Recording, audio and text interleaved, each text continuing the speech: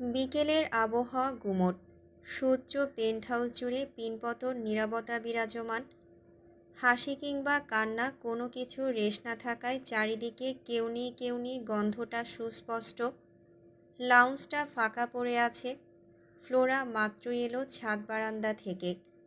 হাতে ঝুড়ি ভর্তি শুকনো কাপড় চোপড়।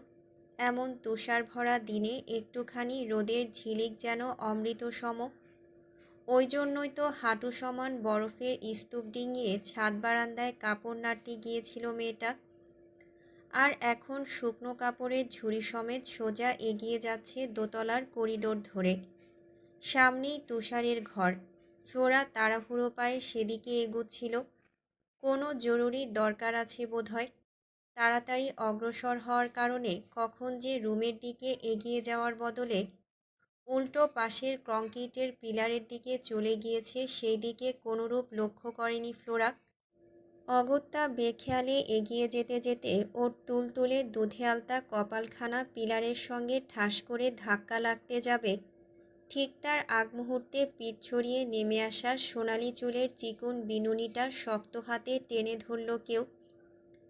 চুলের মাঝে হঠাৎ এহেন টান পড়ায় সামনে ধাক্কা খেল না ফ্লোরা। উল্টো মুখের আদলে বিরক্তির ভাব টেনে পেছন ঘুরল তৎক্ষণাৎ। তবে পেছনে ঘুরতে না ঘুরতেই হাওয়ায় উবে গেল ওর সকল বিরক্তি। পাছে এসে ভর করল একরাশ জড়তা।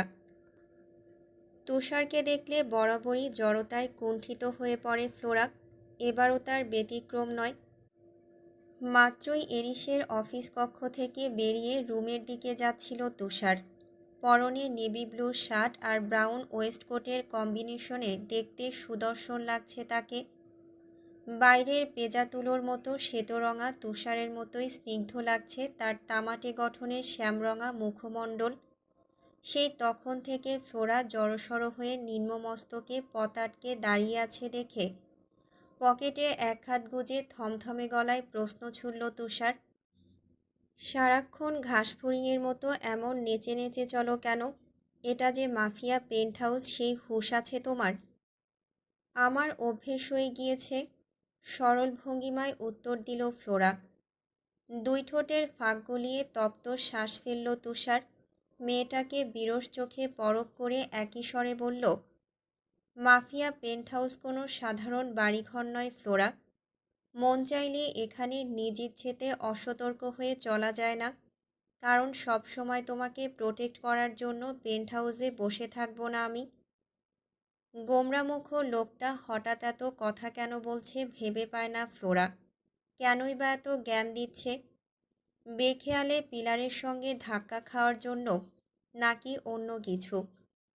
ফ্লোরার ছোট্ট মাথায় ঢুকল না এত জটিলতা। তবুও সামনের মানুষটার অতীব কঠোর আওয়াজে শঙ্কিত হয়ে দাঁড়িয়ে রইল চুপচাপ। এতদিন ধরে মাফিয়াদের সঙ্গে থাকছ, এটা নিশ্চয়ই ভালো করে জানো যে যখন তখন তুমি, আমি, ইভেন আমরা সকলে মারা পড়তে পারি।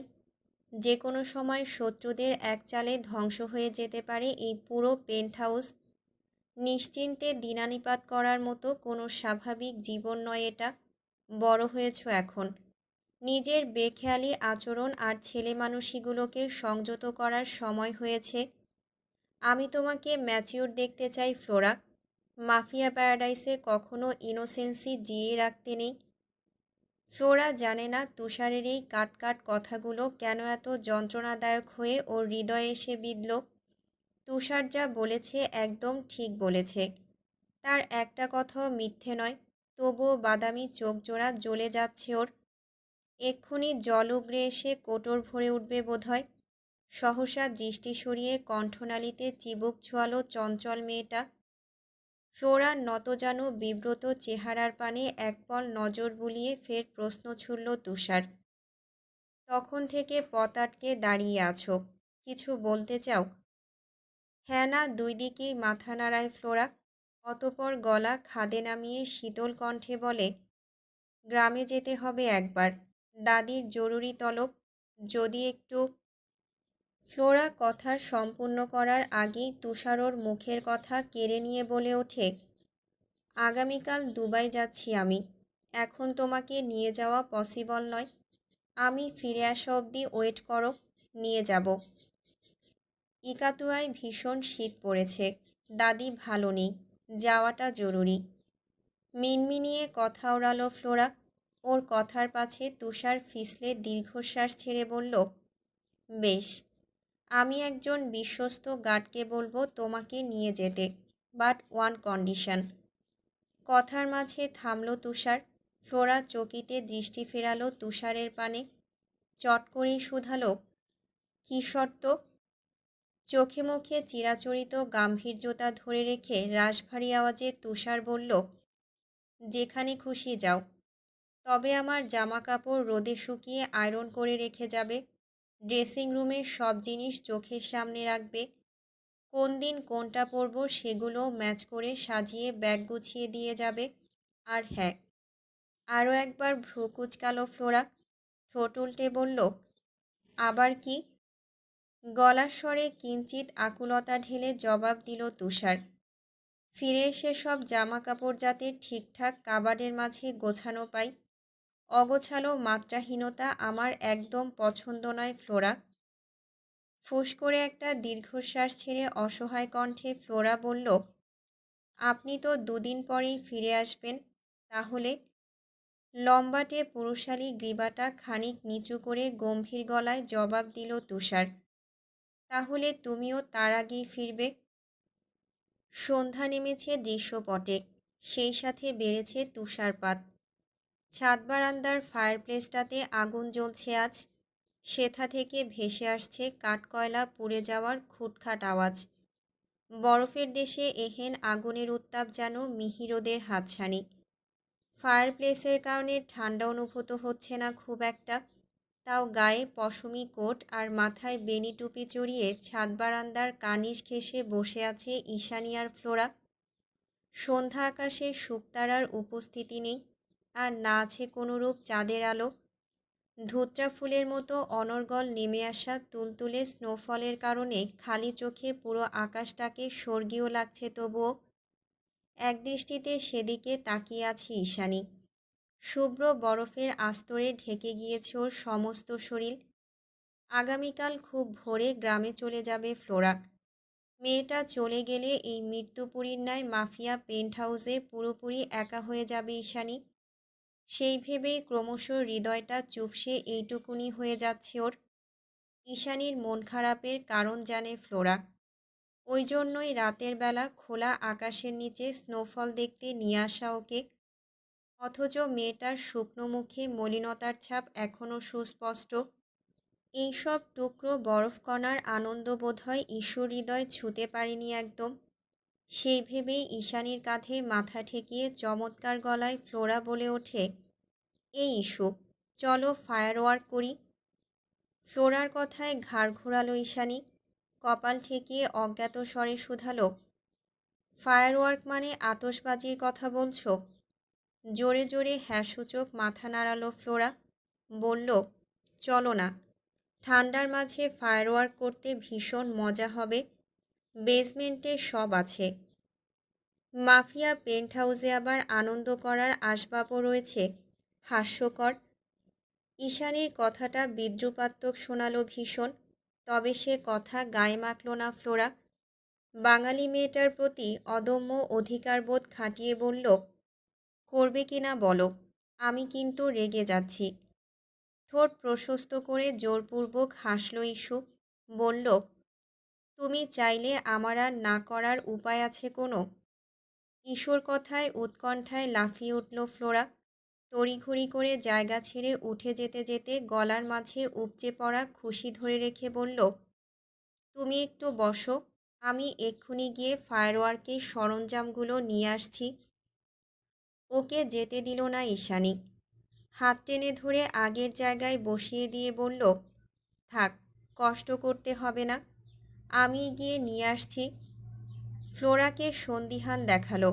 ইস্যুর হাতটা খপ করে আঁকড়ে ধরে সেভাবেই চোখ ছোট ছোট করে শুধালো, পালাতে চাইছো? তাচ্ছিল্য করে হাসল ঈশানী, বলল, সুযোগ থাকলে ঠিকই পালাতাম, তবে দুর্ভাগ্য আমার। মাফিয়া বস আর এই নরকের মতো অন্ধকার কালো পেন্ট হাউস দুটোই আমার ভবিতব্য।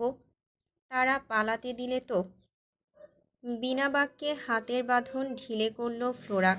ইস্যু ভেতরের দিকে এগিয়ে যেতে যেতে আরও একটা বার শুধালো, এলিভেটর ধরে বেসমেন্টে যাব, তাই তো? অপার্থিব আকাশপানে দৃষ্টি মেলে উদাস গলায় জবাব দিল ফ্লোরা, হ্যাঁ, ফার্স্ট ফ্লোরের নিচের বেসমেন্টে। উদাস হয়ে ছাদ বারান্দায় বসেছিল ফ্লোরা। হাত মেলে একটু আধটু বরফ ছোঁয়ার পায়তারাও চালিয়েছে কিয়ৎক্ষণ। এর মাঝেই আচমকা গগন কাঁপানো চিৎকার ভেসে এলো নিচ থেকে। চিৎকারের প্রতিধ্বনিতে হকচকিয়ে উঠল ফ্লোরা। কয়েক সেকেন্ড চোখ বন্ধ রেখে অনুমান করল আওয়াজটা কার। যখনই বুঝতে পারল এটা ইস্যুর গলা, তৎক্ষণাৎ কোনোরূপ সময় নষ্ট না করেই তড়িঘড়ি পায়ে নিচের দিকে ছুট লাগায় মেয়েটা। এই পেন্ট হাউসের নারী নক্ষত্র বেশ ভালো মতোই চেনা ওর। তাই তো সন্দেহের বশবর্তী হয়ে নিচতলার বেসমেন্টে না গিয়ে সেকেন্ড ফ্লোরে যে কৃত্রিম বেসমেন্টটা রয়েছে, এলিভেটরে হাত চালিয়ে সেখানেই ছুটে গেল। ব্যগ্রহস্তে বেসমেন্টের দরজা ঠেলে ভেতরে প্রবেশ করার সঙ্গে সঙ্গে এক বীভৎস উৎকট গন্ধ এসে নাকের ডগায় হানা দেয় ফ্লোরার। সেসব কিছু উপেক্ষা করে সামনের দিকে 2 কদম পা বাড়াতেই আবছা আলোয় দেখতে পায় কান্নারত ঈশানীর মুখাব্যয়। কোনো এক অজানা কারণে মেঝেতে হুমড়ি খেয়ে কাঁদছে মেয়েটা। কান্নার তোড়ে বারংবার কেঁপে উঠছে ওর ছোট্ট দুর্বল শরীরটা। খুব বেশি অনুমান করতে না পেরে ওর পাশে গিয়ে বসল ফ্লোরা।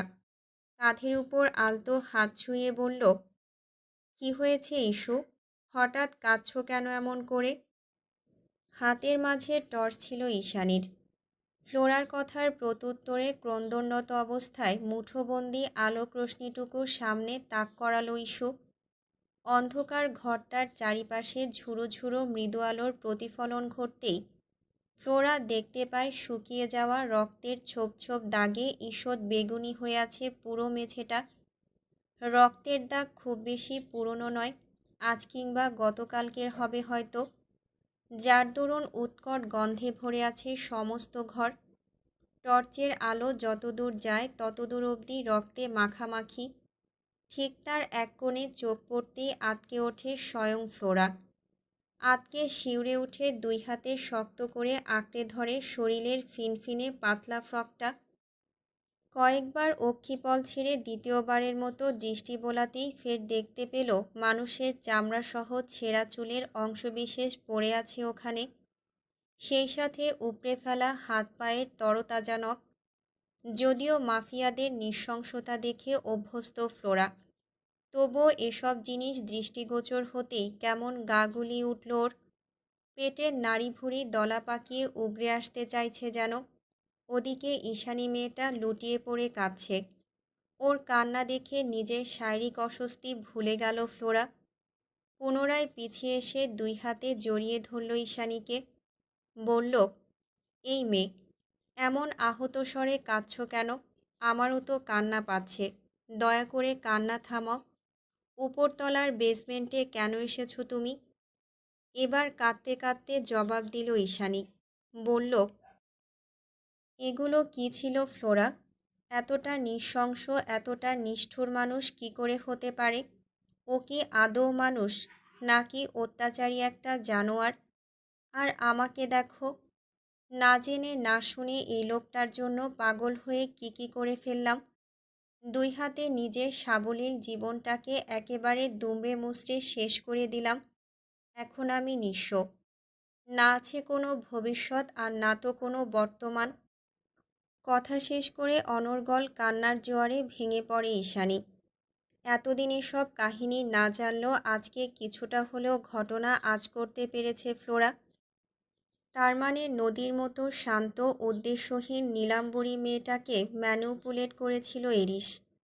কোনো না কোনোভাবে বারবার তার সামনে গিয়ে রহস্যের মতো আবছা ধরা দিয়ে তার দিকে সাহায্যের হাত বাড়িয়ে সরল মনটা জয় করে নিয়েছে প্রথমে, আর তারপর ফিরে এসেছে চিরাচরিত ব্ল্যাডি বিস্ট রূপে। যদিও একটা জিনিস আজও ভেবে পায় না ফ্লোরা, এরিস কেন এখনও পেন্ট হাউসে আটকে রেখেছে ঈশানীকে? এটা কি স্টেপ আটকে রাখা, নাকি মাফিয়া বসের বিশেষ কোনো চাল? সেবার ক্লাবে পাঠানোর কথা ছিল ইস্যুকে। সেই সিদ্ধান্তটাও শেষ মুহূর্তে এসে একেবারে আচানক মত বদলে ফেলেছিল এরিস। রেগে গিয়েছিল ওই গাঁটটার উপর, যে কিনা আঘাত করেছিল ঈশানীর কপালে। এসবের পেছনে কারণ কি থাকতে পারে? ঈশোভাবে কাকুতি মিনতি করেছিল বলে, কিন্তু মাফিয়া বস তো কারোর কাকুতি মিনতির ধার ধারে না। অবিশ্বাসের তোড়ে চিন্তিত ভঙ্গিতে নাসূচক মাথা নাড়ালো ফ্লোরা। তখনই আবারও ভেসে এলো ক্রন্দনরত ঈশানীর ব্যথাতুর আওয়াজ। এমন একটা অত্যাচারী পাপী লোককে কি করে ভালোবাসলাম আমি, কি করে? দুই হাতে চুল খামচে ধরে তেজি কণ্ঠে বিড়বিড়ায় ক্রন্দনরত ঈশানী। ওর উদ্ভ্রান্তের মতো কর্মকাণ্ড দৃষ্টিগোচর হতেই ধ্যান ভাঙে ফ্লোরার। ভাবনা থেকে বেরিয়ে তৎক্ষণাৎ ঈশানীর শরীরে হাত বুলিয়ে ওকে শান্ত করার চেষ্টা চালায় ফ্লোরা। উদ্বিগ্ন কণ্ঠে বলে, এতটা উতলা হইও না ইস্যু, সব ঠিক হয়ে যাবে, সব। কিচ্ছু ঠিক হবে না, কিচ্ছু না। নিজের কাজে বিব্রত আমি, ভীষণ বিব্রত। কেন বিব্রত হচ্ছ? অন্যায় তো কিছু করনি, ভালোই তো বেসেছিলে। এটা কি অন্যায়? 100 বার অন্যায়। ওই জানোয়ারটাকে ভালোবাসা আমার জীবনের সবচেয়ে বড় অন্যায়। এরই শুরু থেকে কখনোই এমন ছিল না ইস্যু। মানুষ কোনো দিন পাপী হয়ে জন্মায় না। এই দুনিয়া আর দুনিয়ার কিছু নামধারী মানুষরূপী দুষ্কৃতকারীরা তাদের পাপী হতে বাধ্য করে। ফ্লোরার শেষ কথাতে থমকালো ঈশানী। অবিরাম কান্নার তোড়ে কিঞ্চিৎ ভাটি টেনে অবিশ্বাস্য চাহনি নিক্ষেপ করল রুশ মেয়েটার পানে। ঈশানীর জলজলে নীল চোখে চোখ রেখে হ্যাঁসূচক মাথা নাড়ায় ফ্লোরা। ধাতস্থ কণ্ঠে বলে, সত্যি বলছি, এরিসিউভানের শুরুটা কোনো কালই এত নৃশংস ছিল না, আর না তো এরিসের হৃদয়টা এমন পাথরের মতো নির্জীব ছিল। কি বলতে চাইছ?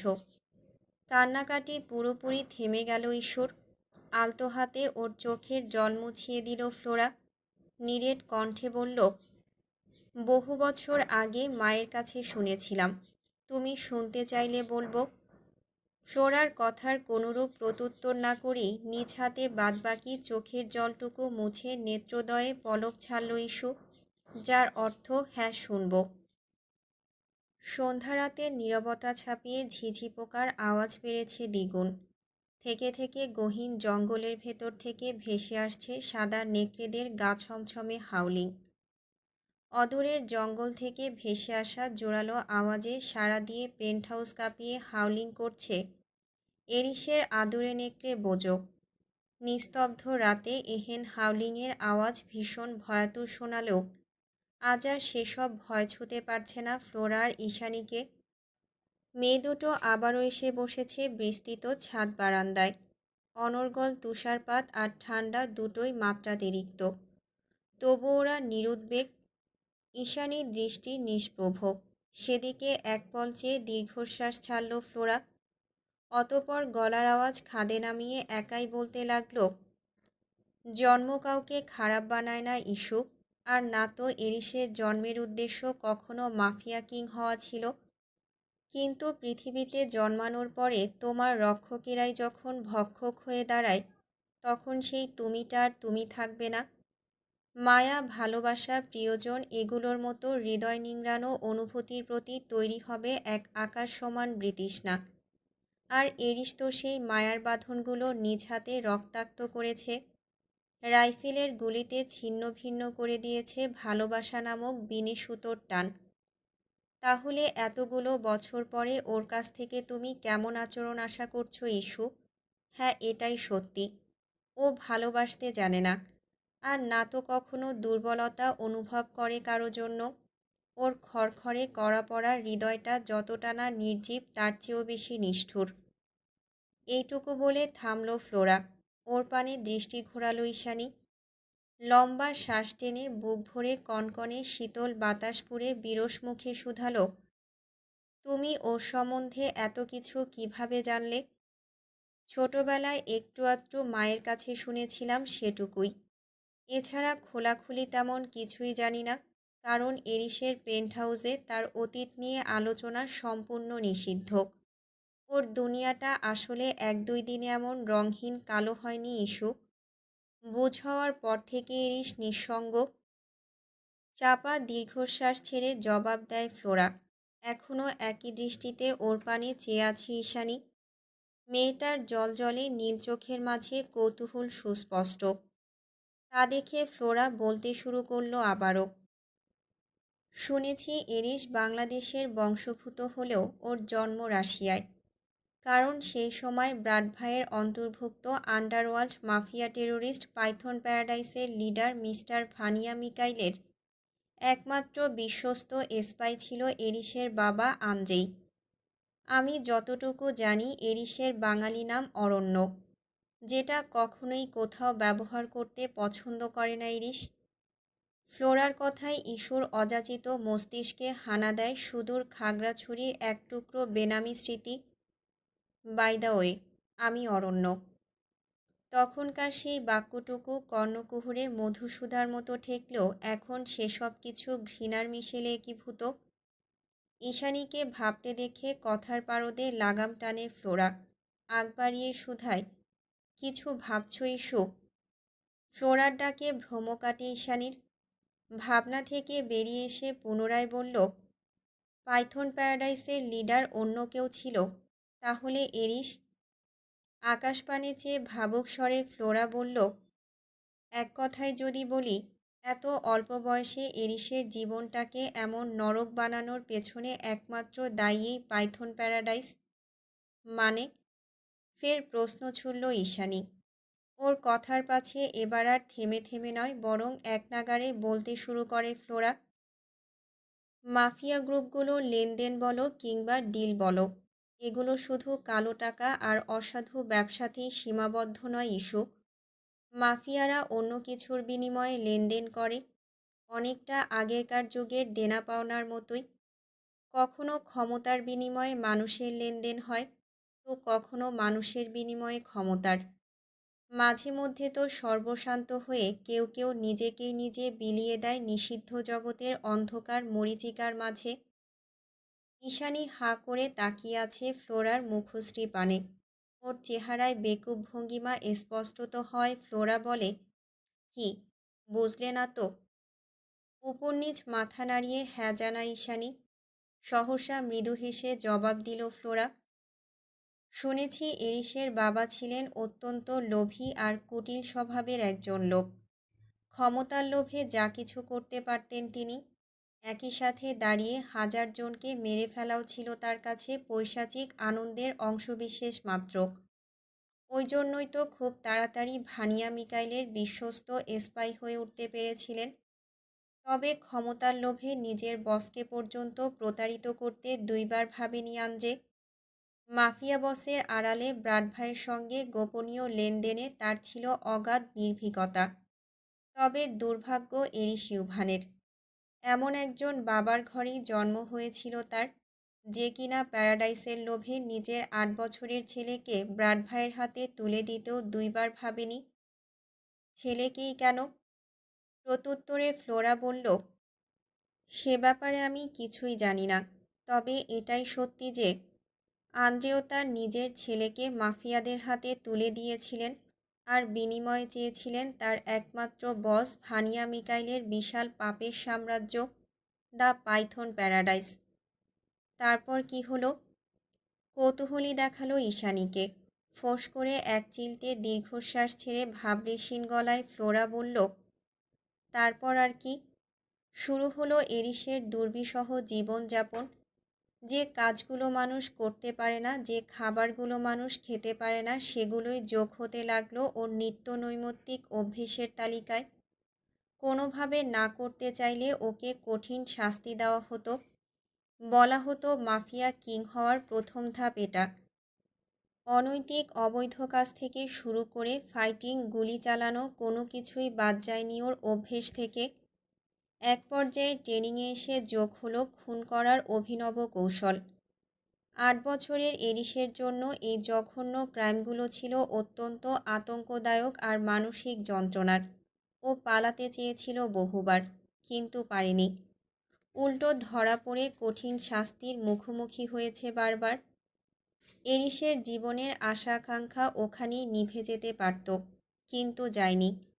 বেশ কিছু বছর পর মাফিয়া হাউসের ওই ছিপছিপে 2 কামরার ঘরটাতে বসবাস করার পরেও বাড়ি ফেরার আশা ছাড়েনি এরিস। কারণ সাধারণ স্বাভাবিক একটা কৈশোরিক জীবনযাপন তখনও ব্যগ্র হয়ে তাড়া করে বেড়াতো ওকে। দিনের আলোটুকু মিয়ে গেলে তমসাচ্ছন্ন আঁধারের মাঝে নিজের পাপী সত্তাটাকে ভীষণ ঘৃণা করত এরিস। অগত্যা দীর্ঘ 8 বছর পরেও কখনো আশাহত হয়নি। তখনকার এরিস ইউভান হয়তো পাইথন লিডার এরিসের মতো এতটা সুকৌশলী ছিল না কখনোই। নয়তো জানার কথা ছিল পাপের দুনিয়ায় একবার ভুলবশত ঢুকে পড়লে তার আর এখান থেকে পরিত্রাণ নেই। সব কিছু ছাড়িয়ে যত দূরে সে পালিয়ে যাক না কেন, পাছে ফেলে আসা অগণিত পাপের স্তূপ তাকে ভৌতিক ছায়ার মতোই তাড়া করে বেড়াবে সারা জীবন। ইরিশের সঙ্গেও এমন কিছুই ঘটেছিল। ও নিজের কৌশল আর পারদর্শিতা দিয়ে পাপের দুনিয়াকে বিদায় জানিয়ে এসেছিল ঠিকই, কিন্তু পাপ ওকে ছাড়েনি, বরং দ্বিগুণ হস্তে জড়িয়ে ধরেছিল আষ্টেপৃষ্ঠে। সেবার এমনভাবেই পাপের নৃশংস বেড়াজালে বাধা পড়েছিল ওইটুকু ছেলেটা, যে ওর জন্য সাধারণ জীবনযাপন হয়ে উঠেছিল এক আতঙ্কিত দুঃস্বপ্নের আরেক নাম। সেই সঙ্গে ভেতরের আবেগ অনুভূতি সব কিছু হারিয়ে গিয়েছিল বিতৃষ্ণার মহাসমুদ্রে। ভেতরের অনুভূতিকে জ্যান্ত কবর দিয়ে এরিস হয়ে উঠেছিল এক হৃদয়হীন জানোয়ার। মাফিয়া টেরিটরি থেকে বেরিয়ে আসার পরে কি হয়েছিল এরিসের সঙ্গে? চোখের পাতায় কৌতূহল ধরে রেখে ভাবুক স্বরে প্রশ্ন ছড়ে ঈশা। ওর কথার প্রত্যুত্তরে ফ্লোরা বলতে শুরু করে আবারও। মা বলেছিল টেরিটরি থেকে পালিয়ে সবার আগে নিজের বাড়িতে যায় ইরিশ, যেখানে ওর মা আর ছোট্ট বোনটা থাকতো। খুব বেশি ছোট ছিল না বোনটা, এরিসের চেয়ে 2-1 বছরের ছোট মাত্র। তবে বাড়িতে প্রবেশ করার পরই সবচেয়ে বড় ঝটকা খায় ইরিশ। সাধারণ একটা রেসিডেন্সিয়াল এরিয়া থেকে কত সহজেই না টেনে হিঁচড়ে বের করা হচ্ছিল ওর মা আর ছোট্ট বোনটাকে। এরিসের চোখের সামনে ঘটেছিল সবটা। কারণ এরিস পালিয়েছিল ঠিকই, কিন্তু পালানোর অপরাধে মাফিয়াদের সবচেয়ে বড় থাবাটা পড়েছিল ওর মা আর বোনের উপর, যা হতে দিয়েছিল ওর বাবা স্বয়ং আন্দ্রে। কি হতে দিয়েছিল? এরিস নিখোঁজ হওয়ার পরেও ক্ষমতা ধরে রাখার জন্য আন্দ্রেও তার স্ত্রী আর কন্যাকে ইতালিয়ান মাফিয়াদের কাছে বিক্রি করে দেয়। আর এরিস যে সময়ে বাড়িতে পৌঁছায় ঠিক তখনই ওরা সবাই জোর জবরদস্তি করে এরিসের মা আর বোনকে হেলিকপ্টারে তুলছিল। সময়টা ছিল একদম মুখোমুখি। এইটুকু শুনে উদ্বিগ্নতায় ভ্রু বেঁকে গেল ঈশানীর। ব্যগ্র হয়ে শুধালো, কি বলছো এসব? ক্ষমতার লোভ মানুষকে এত নিচে নামাতে পারে? পারে। তারপর নিশ্চয়ই এরিস বাঁচিয়েছিল ওর মা বোনকে। ঈশোর কথায় ফিসলে হাসল ফ্লোরা। বলল, এরিস তখন নিতান্তই কিশোর মাত্র। মাফিয়াদের সঙ্গে লড়াই করার মতো শক্তি কিংবা সামর্থ্য কোনোটাই ছিল না ওর। তবে কৌশল ছিল। বুকে অদম্য সাহস আর জিদ ছিল প্রচুর, যার বশবর্তী হয়ে নিজের জীবনের মারাত্মক ক্ষতিটা সেই সময়ই করেছিল এরিস। চোখ বড় বড় হয়ে গেল ঈশানীর। তা দেখে ফ্লোরা বলে ওঠে, শুনেছি নিজের মা বোনকে চাপাতি দিয়ে কুপিয়ে মেরেছে এরিস। রক্তশূন্য হয়ে ওঠে ঈশানীর মুখ, গলা শুকিয়ে কাঠ। ফ্লোরা স্বভাবসিদ্ধ গলায় বলে, এর চেয়ে বিস্তৃত বর্ণনা আমি তোমায় দিতে পারবো না ইস্যু, কারণ আমি খুব বেশি জানি না। তবে এতটুকু বুঝতে পেরেছি, মাফিয়া বসের অতীত ছিল ভয়ঙ্কর বিভীষিকাময়। বিধ্বস্ততা থেকে বিধ্বংসী জানোয়ার হয়ে উঠেছে এরিস। ভেতরের পরিবর্তনটা বোধহয় তখনই হয়েছিল। দগদগে রক্তিম অঙ্গারের মাঝে এক মুঠো ছাই ছাড়া কিছুই অবশিষ্ট ছিল না আর। এই কাহিনীর পরপরই এরিসের প্রথম শিকার হয় ওর নিজের বাবা আন্দ্রেও। তখন ছিল সন্ধ্যা নামার আগ মুহূর্ত। দুর্বার সিঁদুররাঙা টকটকে লাল আকাশের মতোই রক্তে মাখামাখি হয়ে ভর সন্ধ্যায় এই পেন্ট হাউসে এসে হাজির হয় এরিস। বাবা তখন পেন্ট হাউসে উপস্থিত। পেন্ট হাউসের মাঝে যে লাউঞ্জটা দেখছ, ঠিক ওখানে দাঁড়িয়ে নিজের বাবাকে নৃশংসভাবে কুপিয়ে হত্যা করে এরিস। সেদিন ওর মাঝে মানুষ নয়, যেন জেগে উঠেছিল এক ভয়াবহ হিংস্র পশু সত্তা। ওর বাবা মরে গিয়েছিল অনেক আগেই, তবুও উন্মাদের মতোই ঘন্টার পর ঘন্টা কুপিয়ে যাচ্ছিল একটা ছিন্ন ভিন্ন মরদেহকে, যেন এটা কোনো মানুষ নয়, জন্তু জানোয়ারের খুবলে খাওয়া এক টুকরো সামান্য মাংসের অংশবিশেষ মাত্র। তাজা রক্তে ভিজে গিয়েছিল ওর সমস্ত শরীর, তবুও থামছিল না ওর মাঝের হিংস্রতা। ঠিক সেই সময় পেছন থেকে ওর কাঁধের উপর হাত রাখে একজন। কথার এই পর্যায়ে বিরতি টানল ফ্লোরা। ঈশানী অস্থির হয়ে কাপা গলায় শুধালো, কে রেখেছিল হাত? বিরস মুখে জবাব দিল ফ্লোরা, তুষার ছিল ওটা। তীক্ষ্ণভাজে কুঞ্চিত হলো ঈশানীর সরল কপাল। ফ্লোরা জিভ দিয়ে শুষ্ক অধর ভিজিয়ে বলতে লাগলো, তুষার হলো পাইথন প্যারাডাইসের আসল লিডার ভানিয়া মিকাইলের একমাত্র ছেলে তুষার জাওয়াত মিকাইল। তুষারের মা ছিল না, কারণ তার বাবাও ক্ষমতার লোভে অন্য একটা মেয়েকে বিয়ে করেছিলেন ঠিকই, কিন্তু নিষিদ্ধ জগতের বাদশা হওয়ার দরুন স্বাভাবিক সম্পর্কটা টিকিয়ে রাখতে পারেননি বেশি দিন। অগত্যা তুষারকে রেখেই বিদায় নিয়েছিল তুষারের মা। কিন্তু আন্দ্রেও যখন ভানিয়াকে মেরে নিজে প্যারাডাইসের ক্ষমতা দখল করল, তখন থেকেই বন্দি ছিল তুষার। খুব খারাপভাবে নির্যাতনের শিকারও হতে হয়েছিল ওকে। ওই জন্যই আন্দ্রেওকে মারার পর এরিসকে নিজের সেভিয়র মনে করতে শুরু করে তুষার। মাথা পেতে মেনে নেয় নতুন পাইথন লিডারের আকস্মিক বশ্যতা, যেন এটাই হওয়ার ছিল। ছোটবেলা থেকে একটা সহজ সরল সাধারণ ছেলের মাঝে একটু একটু করে সহিংসতার যে বীজ বপন করে দিয়েছিল ব্রাডভাগ, কালের পরিক্রমায় এখন সেই বীজ ডালপালা ছড়িয়ে তেজি হিংস্র ধ্বংসাত্মক এক পাপিষ্টে পরিণত হয়েছে। তার মানে তুমি বলতে চাইছো এরিসের পুরো পরিবারকেও নিজেই হত্যা করেছিল, তাই তো? হ্যাঁ সূচক মাথা দোলায় ফ্লোরা। বিক্ষিপ্ত কণ্ঠে বলে, এখানে দোষটা ঠিক কার তা আমার জানা নেই ইস্যু। মনে হয় পুরোটাই ছিল পাইথন লিডারের ভবিতব্য, কারণ ডেস্টিনি আমরা চাইলেও বদলাতে পারি না। ঈশানী সন্দেহাতীত কণ্ঠে বলল, তুমি বলতে চাইছো আমরা নই, বরং ডেস্টিনি আমাদের জীবন বদলে দিতে পারে? হ্যাঁ ইস্যু, পারে। ডেস্টিনি অনেক কিছুই বদলাতে পারে। ফ্লোরার কথার আর কোনোরূপ প্রত্যুত্তর করে না ঈশানী। বিনা দ্বিধায় ঘুমন্ত আকাশপানে চেয়ে দীর্ঘশ্বাসের বহর ছাড়ে নির্বিঘ্নে। আজ দুদিন হলো ফ্লোরা নেই পেন্ট হাউসে। তুষার আর এরিসেরও হদিস নেই কোনো। ঈশানীর অবশ্য সেসবে মাথা ব্যথা নেই একটুও। ও তো সেদিন রাতের কথাগুলো থেকেই বের হতে পারছে না আজ অবধি। চোখ বুঝলেই মানসপটে ভেসে ওঠে বিভীষিকাময় কিছু আবছায়া দৃশ্য। না জানি এরিস কতটা কষ্ট পেয়ে মেরে ফেলতে বাধ্য হয়েছিল নিজের পরিবারকে, আর তারপর এক মহাসমুদ্র ব্যথার আড়ালে হারিয়ে গিয়েছিল ওর ভেতরের আবেগ অনুভূতি দুর্বলতাগুলো। এখনকার এরিসোর অত্যাচারী হলেও সেই ছেলে মানুষ সহজ সরল এরিসের জন্য বড্ড অনুশোচনা হয় ঈশানীর। যদিও সেসব ফিকে, তবুও আজকাল ঘুমোতে পারে না মেয়েটা। এই যেমন এখন এই মুহূর্তে কিছুতেই ঘুম নামছে না চোখের পাতায়। মস্তিষ্কে ভীষণ চিন্তার পাহাড়। অক্ষিপট সুস্পষ্ট, অগত্যায় বিরক্ত হয়ে উঠে বসল ঈশানী। এতগুলো বছর আগে ঘটে যাওয়া অন্য কারো জীবন কাহিনী নিয়ে এত মাথা ব্যথার কোনো মানেই হয় না। সেই ভেবে বিছানা ছেড়ে গিয়ে বসল স্টাডি টেবিলে, হয়তো ডায়েরি লেখার প্রয়াসে। কিন্তু তার আগে একটু পানি পান করা জরুরি। বোতলে পানি ছিল না। সহসা পানি পানের উদ্দেশ্যে রুম থেকে পা টিপে টিপে বের হলো ঈশানী।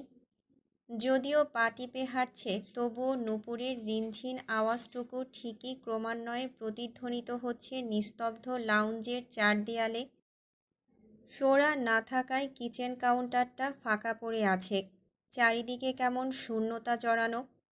পুরো লাউঞ্জে একপল চোখ বুলিয়ে তপ্ত শ্বাস ছাড়ে ঈশানী। অতপর বোতলে পানি ভরে ফের হাঁটা ধরে রুমের দিকে। কিচেন থেকে বেরিয়ে যাবে তখনই ওর দৃষ্টি আটকায় পেন্ট হাউসের সদর দরজায়। সেদিকে ঠোঁট উল্টে সামান্য উঁকি দিতেই দেখতে পায় আহত অবস্থায় পা টেনে টেনে মাত্রই দরজা ঠেলে লাউঞ্জে প্রবেশ করেছে এরিস। ওর পরনের সফেদ রঙা শার্টটা রক্তে ভেজা, হাঁটুর দিকটা অনেকখানি ছিলে বিভৎস হয়ে আছে। কপালের ক্ষতস্থান থেকে চুইয়ে চুইয়ে পড়া রক্তের স্রোতে ভিজে যাচ্ছে মুখমণ্ডল। হুট করেই এরিসের এহেন মুমূর্ষু অবস্থা দেখে ভরকালো ঈশানী। ব্যগ্র পায়ে 2 কদম এগিয়ে গিয়ে আর চোখে পরখ করল মাফিয়া বসটাকে। দেখল ক্ষতবিক্ষত শরীরটা নিয়েই ধীরে ধীরে দোতলার দিকে এগিয়ে যাচ্ছে এরিস। ওর কণ্ঠনালী থেকে বেরিয়ে আসা তপ্ত ব্যথাতুর গোঙানির আওয়াজ স্পষ্ট শুনতে পাচ্ছিল ঈশানী, যার ফলে প্রথমে কিঞ্চিত খারাপ লাগলেও পরক্ষণেই নিজের অবস্থান, নিজের বন্দিদশা সব কিছুই মস্তিষ্কে হানা দেয় ওর। ফলস্বরূপ রুমে ফিরে যেতে যেতে বিড়বিড়ায় মেয়েটা, যা খুশি হোক, আমার কি তাতে, অত্যাচারী একটা। তবে বিদীর্ণ এক আত্মিক বাধায় পা বাড়িয়েও সামনে এগোতে পারল না ঈশানী। কিয়ৎক্ষণ থম মেরে দাঁড়িয়ে রইল একই স্থানে। ভেতরে ভেতরে অপার মনুষ্যত্ববোধ বারবার নাড়া দিচ্ছে ওকে। মস্তিষ্কে ভেসে উঠছে ফ্লোরার বলে যাওয়া সেই শান্ত কথাগুলো। মানুষ কোনো দিন পাপী হয়ে জন্মায় না ইস্যু। এই দুনিয়া আর দুনিয়ার কিছু নামধারী মানুষরূপী দুষ্কৃতকারীদের জন্য পাপী হতে বাধ্য হয় তারা। যদিও হৃদয়ের ক্ষত আর ঘৃণার পরিমাণ মাত্রাতিরিক্ত, তবুও এই পর্যায়ে এসে দোতলার দিকে নজর বুলিয়ে একাই বলতে লাগলো ইস্যু, আমি তো আর ওনার মতো জানোয়ার নই, আমি মানুষ। মনুষ্যত্ববোধ আর বিবেক দুটোই আছে আমার মাঝে। কথাটুকু শেষ করে ফ্লোরার রুম থেকে ফার্স্ট এইড বক্স সমেত দোতলার দিকে পা বাড়ায় ঈশানী। ধীর পায়ে করিডোর দিয়ে এগিয়ে গিয়ে শঙ্কিত হয়ে হাত ছোঁয়ায় এরিসের রুমের দরজায়। সেদিনের ফিঙ্গারপ্রিন্ট ম্যাচ করায় তৎক্ষণাৎ খুলে যায় দরজাটি। রুমের মাঝে আলো জ্বলছে। চোরা চোখে ইতিউতি নজর বুলিয়ে পা টিপে টিপে ভেতরে প্রবেশ করে ঈশানী। মাফিয়া বসটা তখন নিজের ক্ষতবিক্ষত অসার শরীরটাকে এলিয়ে দিয়েছে খাটের মাঝে। ওর শরীরের অর্ধেকটা খাটে আর বাকি অর্ধেক খাটের বাইরে ছড়িয়ে ছিটিয়ে রয়েছে। রক্তাক্ত শরীরটাকে বিধ্বস্ত দেখাচ্ছে। দেখেই বোঝা যাচ্ছে খুব খারাপভাবে আঘাতপ্রাপ্ত হয়েছে সে। কিন্তু কৌতূহলের বিষয় হলো, পাইথন প্যারাডাইসের মাফিয়া বসকে এভাবে আঘাত করার সাহস হলো কার? অযাচিত প্রশ্নটা মস্তিষ্ক গহ্বরে হানা দিল এরিসের কাতর স্বরের জন্য খুব বেশি ভাবতে পারল না ঈশানী।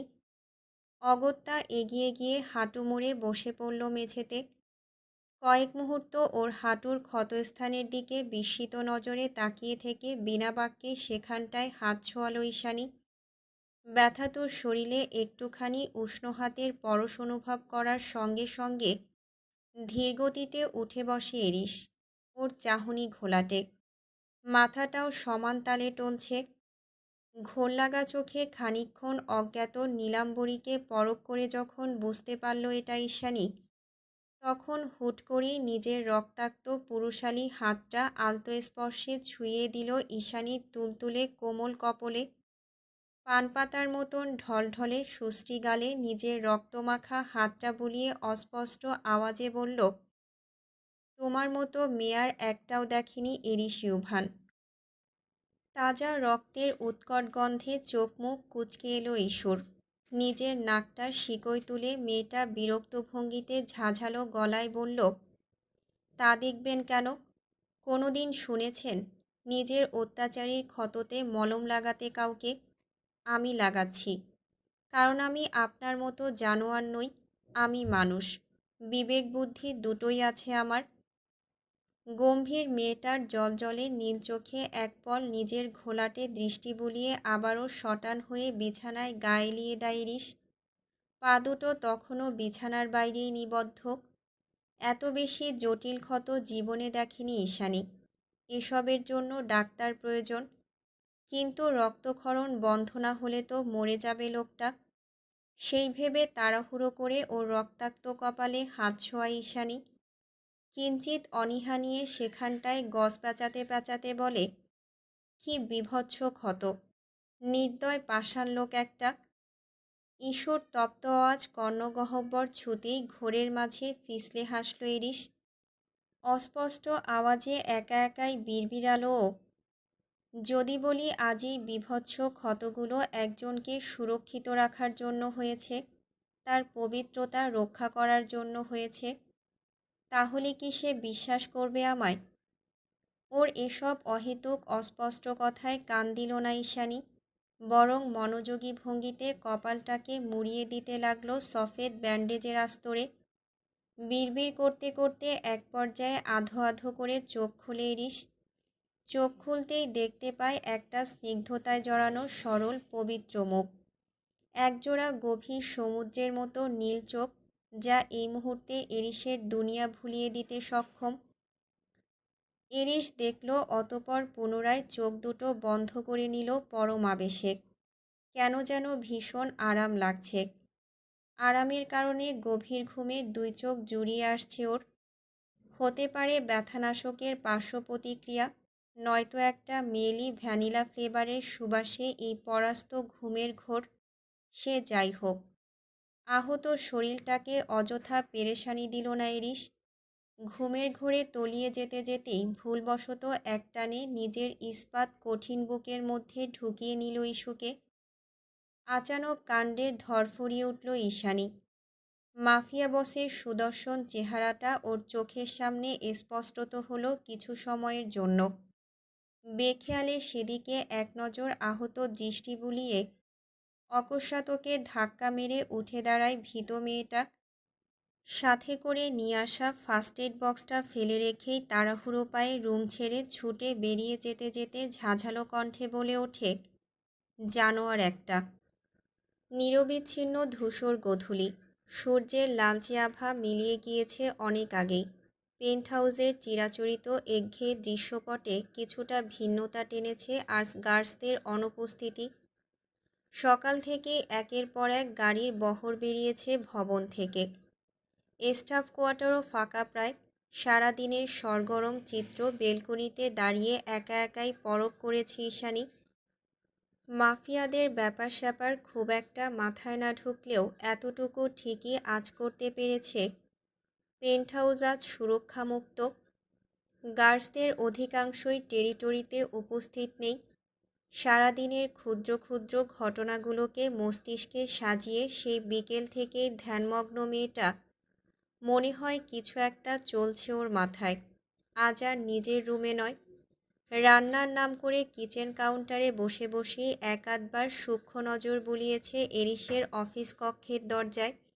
সেখানেও আজ দেহরক্ষী গার্ডসগুলো অনুপস্থিত। কি ব্যাপার, কোথায় গেল সব? সসপ্যানে কাঠের খুন্তি নাড়াতে নাড়াতে একাই বিড়বিড়ালো ঈশানী। মেয়েটা ব্যতিগ্রস্ত। রান্নার নাম করে সেই তখন থেকে স্যুপের হাঁড়িতে একের পর এক মশলা দিয়ে যাচ্ছে তো দিয়েই যাচ্ছে।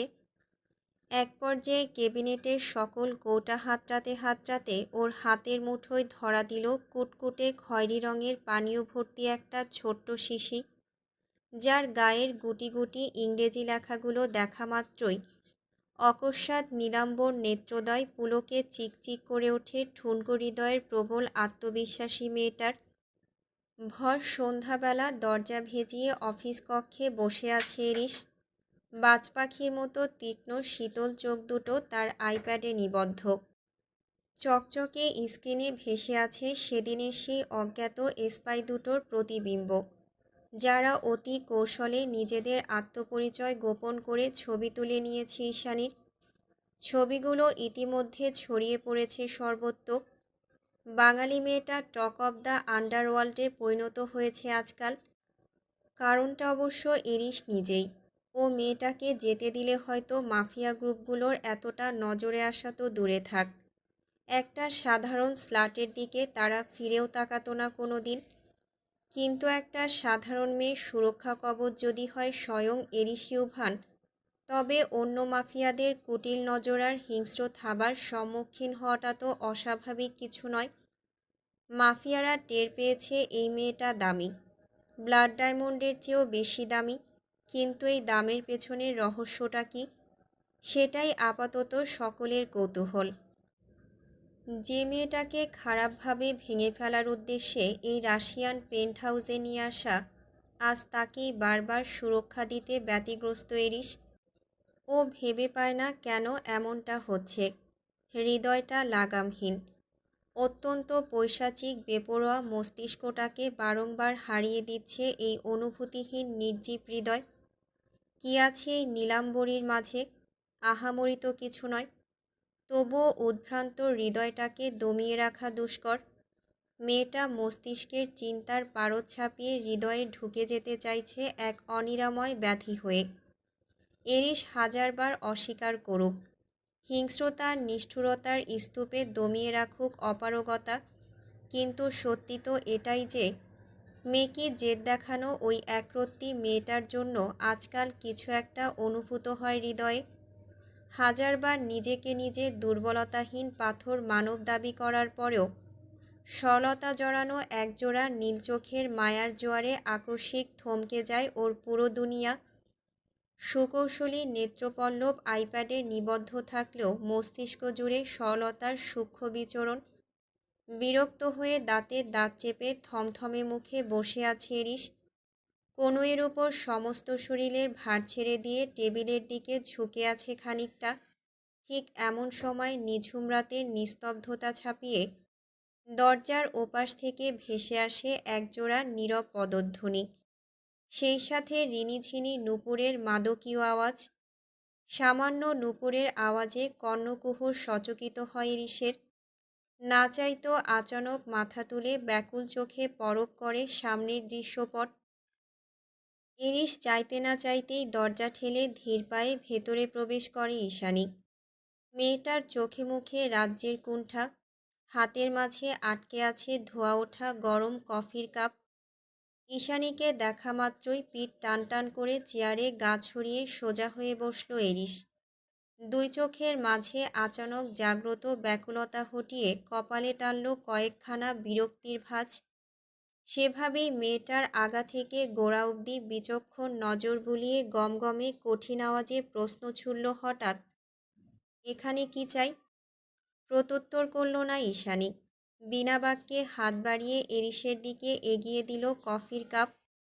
ঈশানীর কাণ্ডে ভ্রু কুঁচকাল এরিস। তার স্বরে বলল, চেয়েছি কফি। ওর গমগমে আওয়াজে কিঞ্চিত ভরকালো মেয়েটা আড়ষ্ট কণ্ঠে জানালো, ব্ল্যাক এসপ্রেসো, আপনার পছন্দের।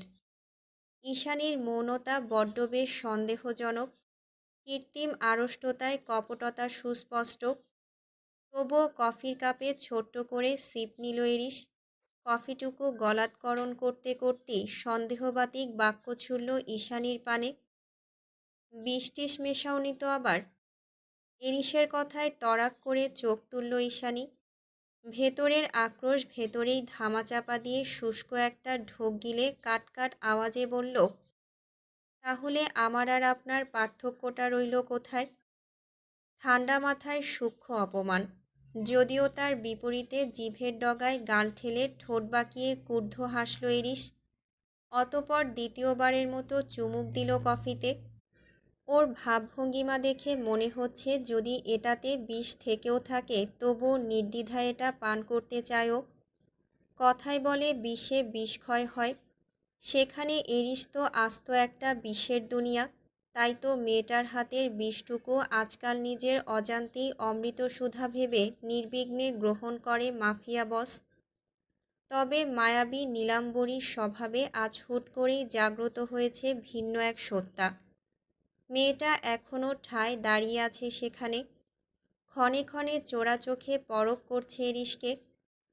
এদিকে কফিতে পরপর দুটো চুমুক দিতে না দিতেই অকস্মাৎ মাথাটা ভন ভন করে চক্কর দিয়ে উঠল এরিসের। হঠাৎই অস্বাভাবিকতায় একাধারে কয়েকবার অক্ষিপল ছেড়ে ঈশানীর দিকে নজর ঘোরালো এরিস। চোখের সামনে দাঁড়িয়ে থাকা ফিনফিনে সফেদ গাউন পরিহিত মেয়েটাকে কেমন ঘোলাটে লাগছে। ওর টলমলে ভয়ার্ত নীল চোখ, মায়া মায়া শঙ্কিত মুখ, সব কিছুই মরীচিকার মতো ঝাপসা হয়ে আসছে ক্রমশ। চোখের পাতা ভারী হয়ে এসেছে অযাচিত মরণ ঘুমের তোড়নে। সচল মস্তিষ্কটা পুরোপুরি কর্মক্ষম হয়নি এখনও, তাও চোখ দুটো মেলে রাখা যুদ্ধজয়ের সমানুপাতিক। এতক্ষণ ধরে অফিস কক্ষে দাঁড়িয়ে দাঁড়িয়ে চুপচাপ এরিসের নিস্তেজতা পরখ করেছে ঈশানী। যেই মুহূর্তে মনে হয়েছে ওর মাঝের হিংস্র মানব সত্তাটা পুরোপুরি নিশ্চল অসাড় হয়ে গিয়েছে, ঠিক সেই মুহূর্তে শরীর থেকে একটানে অ্যাপ্রনটা খুলে সেখানেই ছুঁড়ে ফেলে দিয়ে দরজা ঠেলে ছুট লাগায় ঈশানী। বাইরে গার্ডসরা পাহারায় নেই আজ, সেই সুযোগে পালানোর পায়তারা করছে ইস্যু। এতক্ষণে মেয়েটার সমস্ত সূক্ষ্ম পরিকল্পনা নিখুঁতভাবে ধরে ফেলেছে এরিস, কিন্তু শরীর নাড়িয়ে ওঠার মতো শক্তি ওর মাঝে অবশিষ্ট নেই এই মুহূর্তে। মস্তিষ্কটাও হয়তো খানিক বাদে অচল হয়ে যাবে পুরোপুরি। হাইডোজের ঘুমের ওষুধ পড়েছে শরীরে, ঠিক কতক্ষণের কার্যকারিতা স্থায়ী হবে মাথা খাটিয়ে ভাবতে পারল না ও। অগত্যা তন্দ্রাচ্ছন্ন আধবোজা চোখ দুটোকে অগাধ জোর খাটিয়ে খানিকক্ষণ খুলে রেখে টেবিলে রাখা ফোন হাতড়ে কোনো মতে আঙুল নাড়িয়ে কাউকে মেসেজ করে এরিস, জাস্ট প্রোটেক্ট হার। কোথাও কোনো গার্ডসদের উপস্থিতি নেই, আর না আছে এরিসের পোষা হিংস্র মাংসাশাসী প্রাণী বোজোর। এরিস যেহেতু অফিস কক্ষে টালমাটাল, সেহেতু বোজোকে ডেকে বের করে আনার মতো দুঃসাধ্য নেই আর কারোর। চারিদিকের নিস্তব্ধতা অবলোকন করতে করতে একেবারে শূন্য মস্তিষ্কে এই প্রথমবার পেন্টহাউস ছেড়ে বেরিয়ে এলো ঈশানী। নিচে এসে এলিভেটর থেকে বেরিয়ে সোজা ছুটে গেল মাথা সমান পোক্ত প্রাচীর বিশিষ্ট গেটের সম্মুখে। আজ আর উদ্ভ্রান্ত নয়, বরং ঠান্ডা মাথায় ভেবে বের হতে লাগলো ঠিক কোন দিকে গেলে রাস্তা পাবে ও। আজ বিকেলের ফ্লাইটে মাত্রই রাশিয়ায় ল্যান্ড করেছে তুষার। এরপর মাইল ৩০ বরফাবৃত পিচ্ছিল রাস্তা পাড়ি দিয়ে পেন্টহাউসে ফিরতে ফিরতে সন্ধ্যা রাত। আজই ফেরার কথা ছিল না তুষারের, কিন্তু ব্রাডবায়ের অনুষ্ঠিত মাফিয়া প্রোগ্রামে থাকাটা আবশ্যক। তবে পেন্টহাউসে প্রবেশের আগেই এরিসের পাঠানো খুদে বার্তায় চক্ষু সচকিত হয়ে ওঠে ওর, জাস্ট প্রোটেক্ট হার। কাকে প্রোটেক্ট করার কথা বলছে এরিস? কার প্রোটেকশন নিয়েই বা এতটা মাথা ব্যথা মাফিয়া বসের? ব্যাকসিটে গা এলিয়ে দিয়ে তুষার ভাবল কিয়ৎক্ষণ। পরমুহূর্তেই ওর অজ্ঞাত ভাবনার ইতি টেনে দৃশ্যপটে ভেসে ওঠে ঈশানীর ভয়ার্ত মুখমণ্ডল। ঈশানীকে দেখা মাত্রই চট করে মাথা তুলে কিঞ্চিৎ ঝুঁকে সামনের দিকে গভীর দৃষ্টিপাত করল তুষার। ওদিকে গেট ছাড়িয়ে বের হতে না হতেই ঈশানীর পথ আটকে দেয় একটা কালো রঙা রোলস রয়েস। গাড়ির ইঞ্জিন ছিল পুরোপুরি বন্ধ। অগত্যা গাড়ির মধ্যে কে আছে না আছে সেসব লক্ষ্য না করেই পায়ের কাছে পড়ে থাকা একটা পাথরের ন্যায় বরফখণ্ড দিয়ে ক্রমাগত আঘাত করতে করতে গাড়ির ফ্রন্ট গ্লাসটা ভাঙতে শুরু করে ঈশানী। তাও কয়েক মুহূর্ত ধরে চুপচাপ ঈশানীর অনিয়ন্ত্রিত কর্মকাণ্ডগুলো আশ্চর্য হয়ে দেখছিল তুষার। আঁচ করার চেষ্টা করছিল ওর পরবর্তী পদক্ষেপ। গাড়ির কাজটা যখন পুরোপুরি চূর্ণ বিচূর্ণ, ঠিক সেই মুহূর্তে হাতে থাকা বরফের খণ্ডাংশটি ছুঁড়ে ফেলে তুষারকে এক প্রকার হতবিহ্বল বানিয়ে দিয়ে হঠাৎ করে জঙ্গলের উল্টো পথে ছুট লাগায় ঈশানী। এবার আর ভুল পথে নয়, সঠিক পথ ধরেই ছুটছে মেয়েটা। এরিস কি তাহলে ঈশানীকেই প্রোটেক্ট করার কথা বলেছিল একটু আগে? ও শিট! নিজের মূর্খতায় বিরক্ত হয়ে সশব্দে গাড়ির স্টিয়ারিংয়ের উপর পাঞ্চ বসালো তুষার। ধীরে ধীরে অন্ধকারের মাঝে হারিয়ে যাচ্ছে মেয়েটা। এদিকে গাড়ির বেহাল দশা, এক্ষুনি ওকে না আটকালে আজ রাতে যা কিছু হয়ে যেতে পারে। সেই ভেবে তাড়াহুড়ো করে আধভাঙা গাড়িটাকে নিয়েই উল্টো রাস্তা ধরে অপ্রতিরোধ্য গতিতে ছুটে যায় তুষার। ল্যাম্পপোস্টের নিয়ন রোশনায়ে আলোকিত চারিপাশ। সূক্ষ্ম আলোক রশ্মি অনুসরণ করে অবশেষে জঙ্গল ছাড়িয়ে হাইওয়ে রাস্তায় এসে পৌঁছেছে ঈশানী। হিমালয়ের ন্যায় তুষারাবৃত নামহীন পর্বতমালার ফাঁকফোকর গলিয়ে এগিয়ে গিয়েছে রাস্তাটা। শুনশান নিস্তব্ধ রাতে আঁকাবাঁকা রাস্তাটাকে মৃত অজগরের মতোই ভয়াতুর ঠেকছে নীলাম্বরীর দুই চোখে। তবে ভয়াতুর এই রাস্তার চাইতেও হাজার গুণ শঙ্কায় চুপসে আছে ঈশানী। এরিসিউভানের গোলকধাঁধা থেকে মুক্তি পাওয়া মুখের কথা নয়, যখন তখন বদলে যেতে পারে দৃশ্যপট, সেই ভয়ে তটস্থ মেয়েটা। কুণ্ঠিত দৃষ্টি ফেলে চারিদিকে চোখ বুলিয়ে শুষ্ক ঢোক গিলল আলগোছে। অতপর গলায় পেঁচানো ওড়নার সাহায্যে খানিকটা মুখ ঢেকে এগিয়ে গিয়ে দাঁড়ালো রাস্তার ধারে। রাস্তাটা নির্জন। মিনিটের মাথায় না হলেও কিছুক্ষণ পর পর দেখা মেলে দুই একটা মালামাল বোঝাইকৃত কাবার্ড ভ্যান আর লরির। অচেনা দেশে এসবে উঠতে সাহস পায় না ঈশানী। সহসা চাতকিনীর ন্যায় নিষ্প্রভ দৃষ্টি ফেলে চেয়ে থাকে রাস্তার অদূরে। ভাগ্যের জোরে যদি কোনো বিশ্বাসযোগ্য গাড়ি মিলে যায়, তবে এই যাত্রায় মুক্তি ওর। কিন্তু ঈশানীর ভাবনাকে আচানক নস্যাৎ করে দিয়ে জঙ্গলের এবড়োথেবড়ো রাস্তার মাঝ থেকে হাওয়ার বেগে বেরিয়ে আসে তুষারের ভঙ্গুর জরাজীর্ণ গাড়িটা। গাড়িটাকে দেখা মাত্রই চিনে ফেলল ঈশানী, কারণ একটু আগেই নিজ হাতে গাড়ির এই হাল করেছে ও। পেন্ট হাউস থেকে এত দূর পালিয়ে এসে আবারও সেই ভাঙাচোরা গাড়িটার সম্মুখীন হতে না হতেই কলিজার পানি শুকিয়ে মরা কাঠে পরিণত হলো অন্তঃকরণ। ঈশানী ভয়াতুর ঢোক গিলল। অতপর গাড়ির মধ্যে উপস্থিত মানবের দৃষ্টি এড়াতে রাস্তার উল্টো দিকে হাঁটা ধরল জোর কদমে। গাড়ি সমেতর পিছু নিয়েছে তুষার। ওদিকে চোখ মুখ খিচে ঈশানীও হাঁটছে সবেগে। এভাবে রাস্তা ধরে এগুতে এগুতে এক পর্যায়ে আগন্তুক এক ট্যাক্সির দেখা পেল ঈশানী। হাত নাড়িয়ে সেটাকে ইশারা করতেই থেমে গেল ট্যাক্সিটা।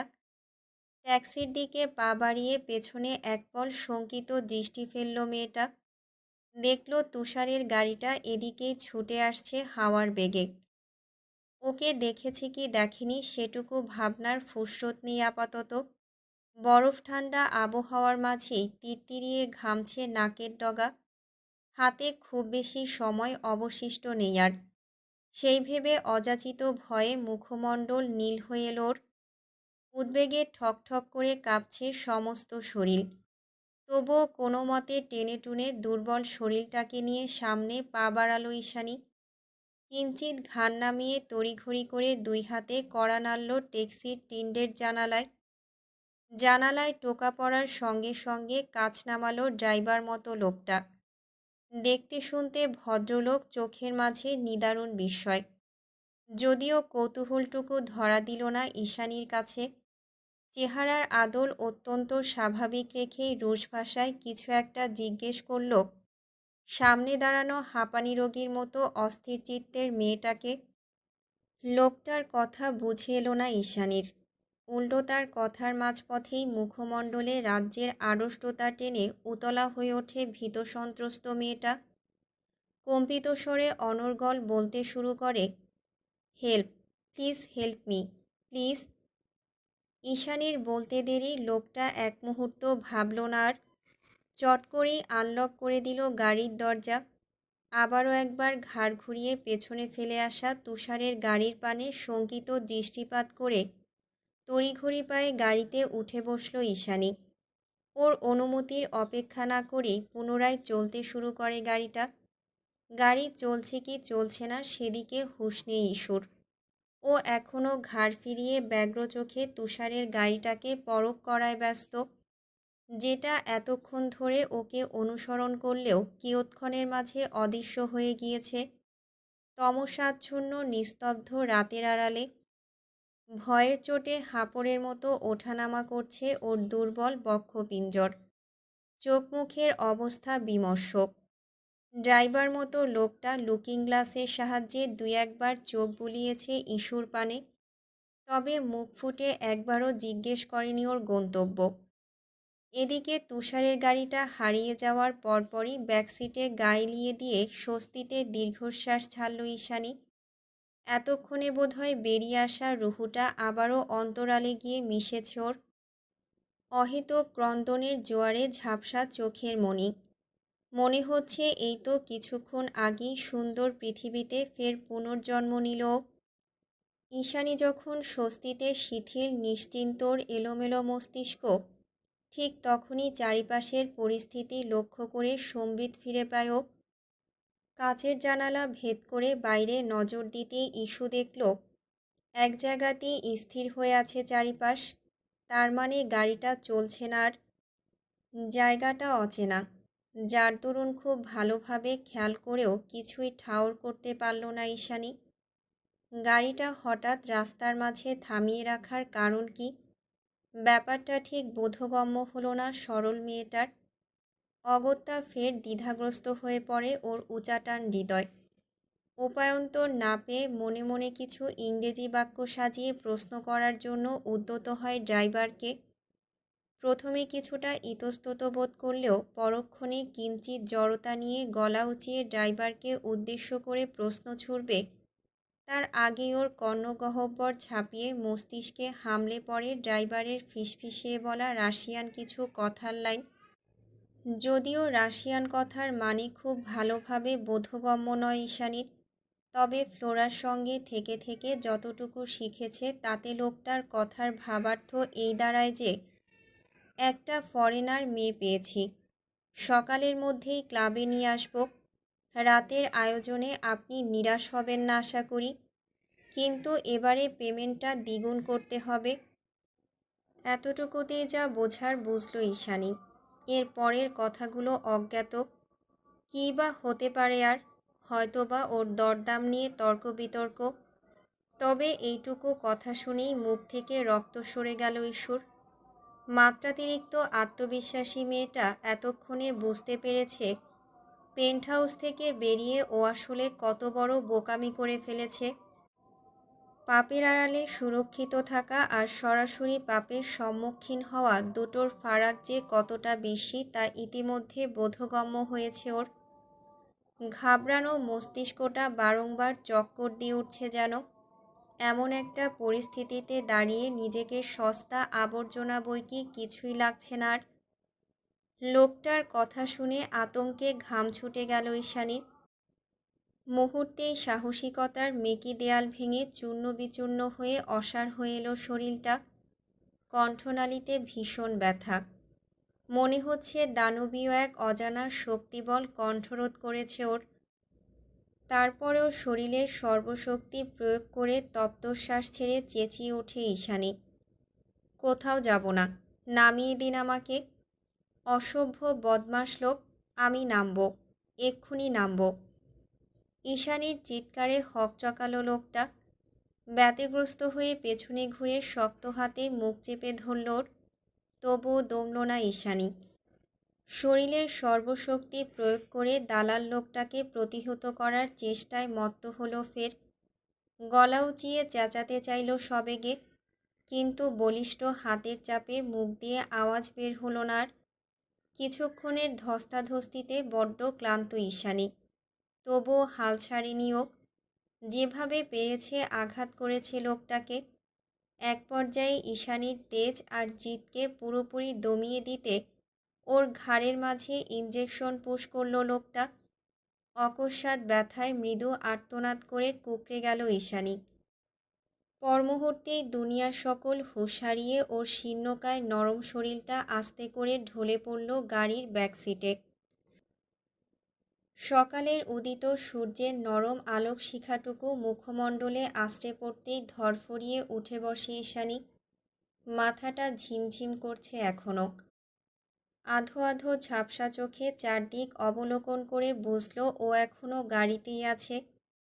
বাইরের ঝুরঝুরে নিয়ন সূর্যকিরণ দেখে মনে হচ্ছে সকাল হয়েছে বহুক্ষণ আগে। গাড়িটা চাকচিক্যে ঘেরা এক বিলাসবহুল ক্লাবের সামনে দাঁড় করানো। যদিও দিবালোকের ফলে বাইরের রঙিন আলোগুলো সব নেভানো। তবে ভেতর থেকে ভেসে আসা পাশ্চাত্য মিউজিকের উদ্ভট আওয়াজ আর বিদেশি মদের ঝাঁঝালো গন্ধই বলে দেয় এটা অস্বাভাবিক আর নোংরা চিত্তের মানুষগুলোর উল্লাস করার আস্তানা। কিয়ৎক্ষণ কৌতূহলী নজরে চারদিকে চোখ বোলালো ঈশানী। এর মধ্যেই কালকের সেই ড্রাইভার নামধারী দালালটা এগিয়ে এসে গাড়ির দরজা খুলে অকস্মাৎ হাত চেপে ধরে ওর। লোকটার কর্মকাণ্ডে শঙ্কিত হয়ে পিছিয়ে গেল ঈশানী। চোখ মুখ খিচে গুটিয়ে রইল ব্যাকসিটের এক কোণে। ঈশানীর এহেন আতঙ্কিত বিমর্ষ চেহারা ভাবালো না লোকটাকে। উল্টো সামান্য আবর্জনার মতোই শক্ত হাতে টেনে হিঁচড়ে মেয়েটাকে বের করে আনলো গাড়ি থেকে। লোকটার হাতের মুঠোয় ওর কবজিটা বন্দি। ভয়ের তোড়ে রুগ্ন মানবীর ন্যায় ঠকঠক করে কাঁপছে ঈশানী। মাত্রাতিরিক্ত কুণ্ঠায় গলার স্বর ক্ষীণ, কেবল চোখ দিয়ে গড়িয়ে পড়ছে অনর্গল অশ্রুস্রোত। এদিকটায় তুষারপাত হচ্ছে না, তবে রাস্তাঘাট ভীষণ পিচ্ছিল। সেই পিচ্ছিল রাস্তা ধরেই টানতে টানতে ক্লাবের মধ্যে নিয়ে যাওয়া হলো ওকে। দরজার সঙ্গে লাগোয়া করিডোরটা অন্ধকারে ঠাসা। সেখান থেকে এগিয়ে যেতেই কণ্ঠনালী ভেদ করে বেরিয়ে আসে ঈশানীর রিনরিনে ব্যথাতুর কণ্ঠস্বর। আমি ওই নোংরা জায়গাটাকে ঘৃণা করি, প্রচণ্ড ঘৃণা। আমি ওখানে যেতে চাই না, দয়া করে ছেড়ে দাও আমায়। লোকটার সঙ্গে জোর জবরদস্তি অব্যাহত রেখেই অনর্গল ফোঁপাচ্ছিল ঈশানী। এক পর্যায়ে টেনে হিঁচড়ে ওকে প্রবেশ করানো হয় ক্লাবের লাউঞ্জে। এতক্ষণে আলোর দেখা মিলল অক্ষিপটে। বৈদ্যুতিক বাল্বের স্পষ্ট আলোয় কান্নাকাটি দমিয়ে এক ঝলক সামনে দৃষ্টিপাত করে ঈশানী। দিনের বেলা হওয়াতে ক্লাবটা ফাঁকা পড়ে আছে। আধ্যাত্মিক রকমের সৌন্দর্যে বেষ্টিত চারদিক। দেখেই বোঝা যাচ্ছে এখানে সাধারণ লোকের পা পড়েনি কোনো কালই। বিশ্বের নামিদামি সব আন্ডারওয়ার্ল্ড গ্যাংস্টারদের মিলনায়তন হতে পারে, তবে এই মুহূর্তে ক্লাবের সকল সৌন্দর্য ছাপিয়ে ঈশুর চোখ গিয়ে আটকালো অন্য কোথাও। ওর খুব কাছে একেবারে মুখ বরাবর দরজায় ঠেস দিয়ে দাঁড়িয়ে আছে একটা লোক। পরনে তার ব্ল্যাক মাস্ক আর ব্ল্যাক হুডি। তার ধূসর বাদামি নিগুট নেত্রদ্বয় ঈশানীর ফোলা ফোলা আহত চোখে নিবদ্ধ, যেন বহুদিন ধরে এই নীল চোখ জোড়ার সাক্ষাৎ পায়নি সে। তেমনি নিষ্প্রভ শূন্যতার চাহনি। দু চোখে আবেগ নেই আর না আছে অনুভূতির লেশ। তবুও কিছু তো একটা জমে আছে ওই নিষ্পলক অক্ষিগহ্বরে। অন্য কেউ না চিনলেও এই পিয়ার্সিং করানো শূন্য নির্জীব চোখ দুটো কখনোই ভুলতে পারবে না ঈশানী। ও নিশ্চিত এটাই এরিস। যদিও ওর মনোবল ঠুনকো, বারবার ভেঙে যায় আত্মবিশ্বাস, তবুও এই মুহূর্তে দাঁড়িয়ে সবচেয়ে অপছন্দের নিষ্ঠুরতম লোকটার কাছে সাহায্য চাইতে একবিন্দু দ্বিধাবোধ করল না ঈশানী। দালালটার হাতের মধ্যে থেকেই ক্রন্দনরত গলা উঁচিয়ে হুডি পরিহিত লোকটাকে উদ্দেশ্য করে বলে উঠল, আপনি এরিস, তাই না? দয়া করে রক্ষা করুন, ওরা আমাকে নোংরা জায়গায় পাঠিয়ে দেবে। আপনি তো চাইলে সব পারেন, আমাকে একটু সাহায্য করুন। আমি আর কোনো দিন পালাবো না, মিনতি করছি, এবারের মতো বাঁচান আমাকে। ঈশানীর এহেন চিত্তবিদারক কাকুতি মিনতির পরেও কোনোরূপ ভাবান্তর দেখা গেল না লোকটার মাঝে। সে এখনও দুই পকেটে হাত ঢুকিয়ে সামান্য ঘাড়টা কাত করে দাঁড়িয়ে আছে নির্লিপ্তে। অনুভূতিহীন শূন্য চোখজোড়া আটকে আছে কান্নারত ঈশানীর শ্রান্ত ফ্যাকাশে মুখশ্রীতে। লোকটার মাঝে কোনোরূপ প্রতিক্রিয়া না দেখে সন্দিহান ঈশানী কান্নার জোয়ারে ফুঁপিয়ে উঠে ফের প্রশ্ন ছুড়ল ওকে, আপনি এরিস তো? কোনোরূপ জবাব এলো না অপর পক্ষ থেকে। দালাল লোকটাও আর ফুরসত দিল না ঈশানীকে। জোর জবরদস্তি করে টেনে টুনে নিয়ে গেল ক্লাবের পেছনের কামরায়। পেছনের কামরাগুলোতে দেশি বিদেশি সুন্দরী রমণীদের অভাব নেই। তাদের প্রত্যেকের পোশাক আশাক অত্যন্ত সুনিপুণ আর নান্দনিক। এক একজনের শরীর থেকে ভুরভুর করে নির্গত হচ্ছে দামি পারফিউমের স্নিগ্ধ সুবাস। অথচ এত চাকচিক্য আর আকর্ষণীয় পোশাক আশাকের মাঝে ঈশানী দাঁড়িয়ে আছে একটা ময়লা ছেঁড়া গাউন পরে। যেটা কিনা ওর সরু কাঁধ ছাড়িয়ে নিচে ঢলে পড়ছে বারবার। সবাই তীক্ষ্ণ চোখে তাকিয়ে আছে ওর মুখের দিকে, যা দেখে জড়সড় হয়ে দাঁড়িয়ে মাথা নুয়ে ফেলল ঈশানী। ফুপিয়ে কান্নার তোড়ে এখনও কম্পিত হয়ে উঠছে ওর দুর্বল শরীরটা।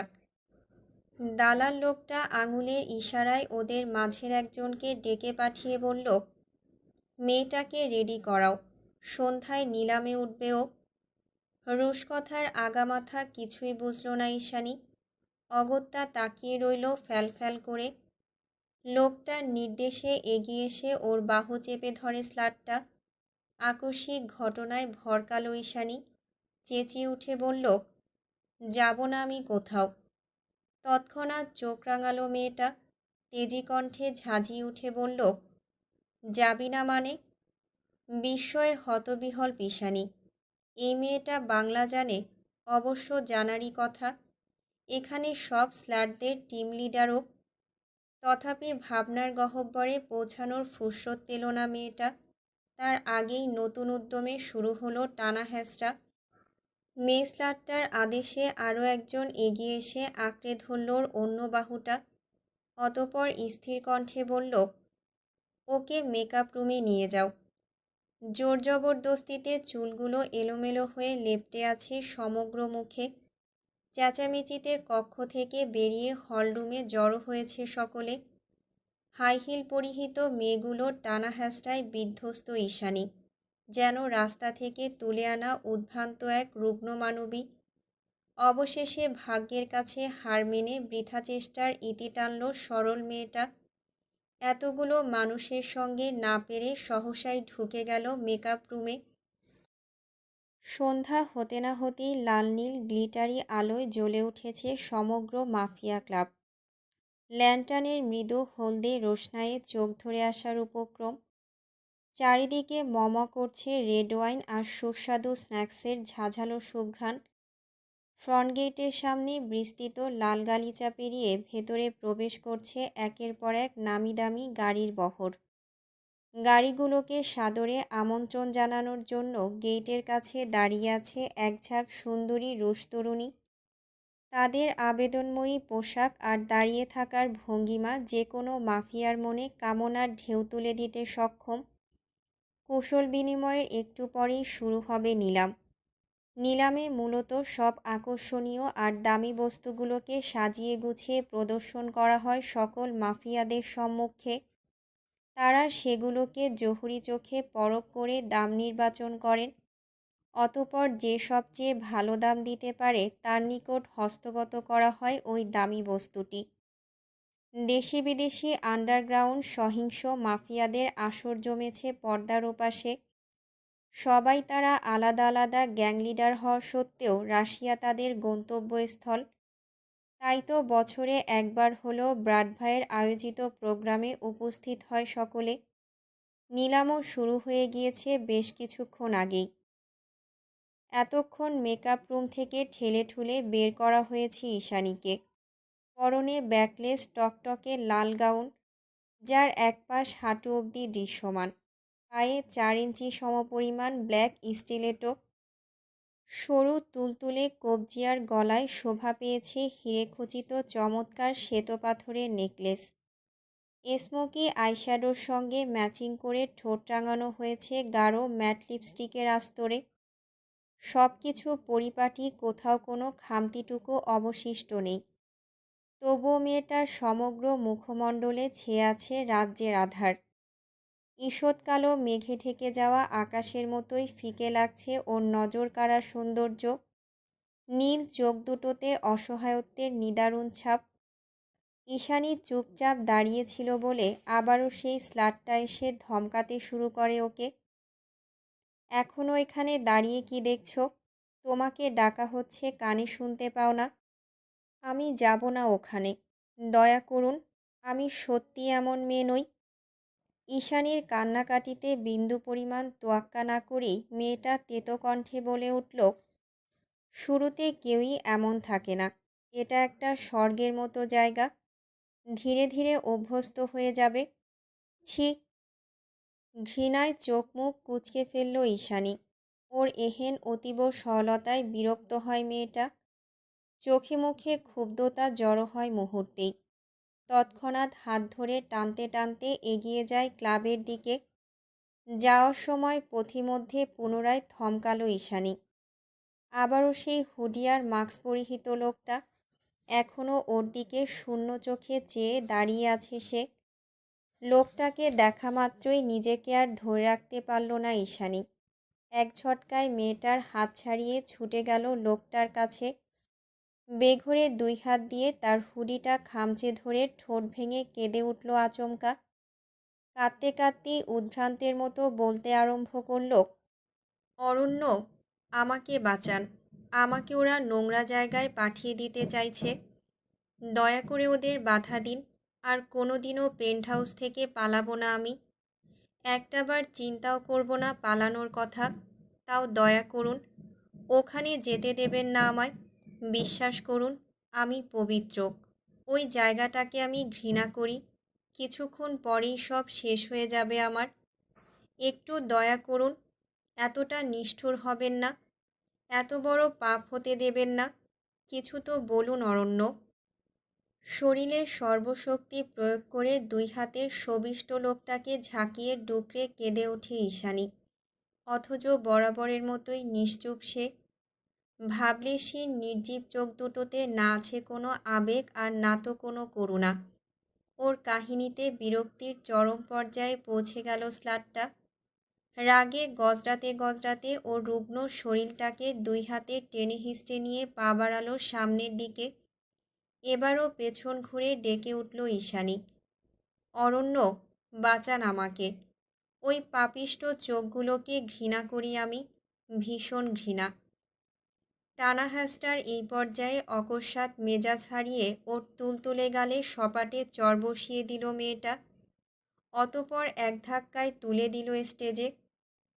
স্টেজে উঠতে না উঠতেই ফোকাস লাইটগুলো একযোগে তাক করানো হলো ওর উপর, যার দরুন ক্লাবে উপস্থিত জোড়া জোড়া ভয়ঙ্কর চোখগুলো সব স্থির হলো ওর পানে। পাশে একজন অ্যাঙ্কর মতন লোক দাঁড়িয়ে আছেন। ঈশানী আসতে না আসতেই সে ব্রিটিশ অ্যাকসেন্টে সাবলীল গলায় গড়গড় করে বলতে শুরু করল, সেই ক্লাবের নতুন মুখ, কেউ কি তার দাম ধরতে চান?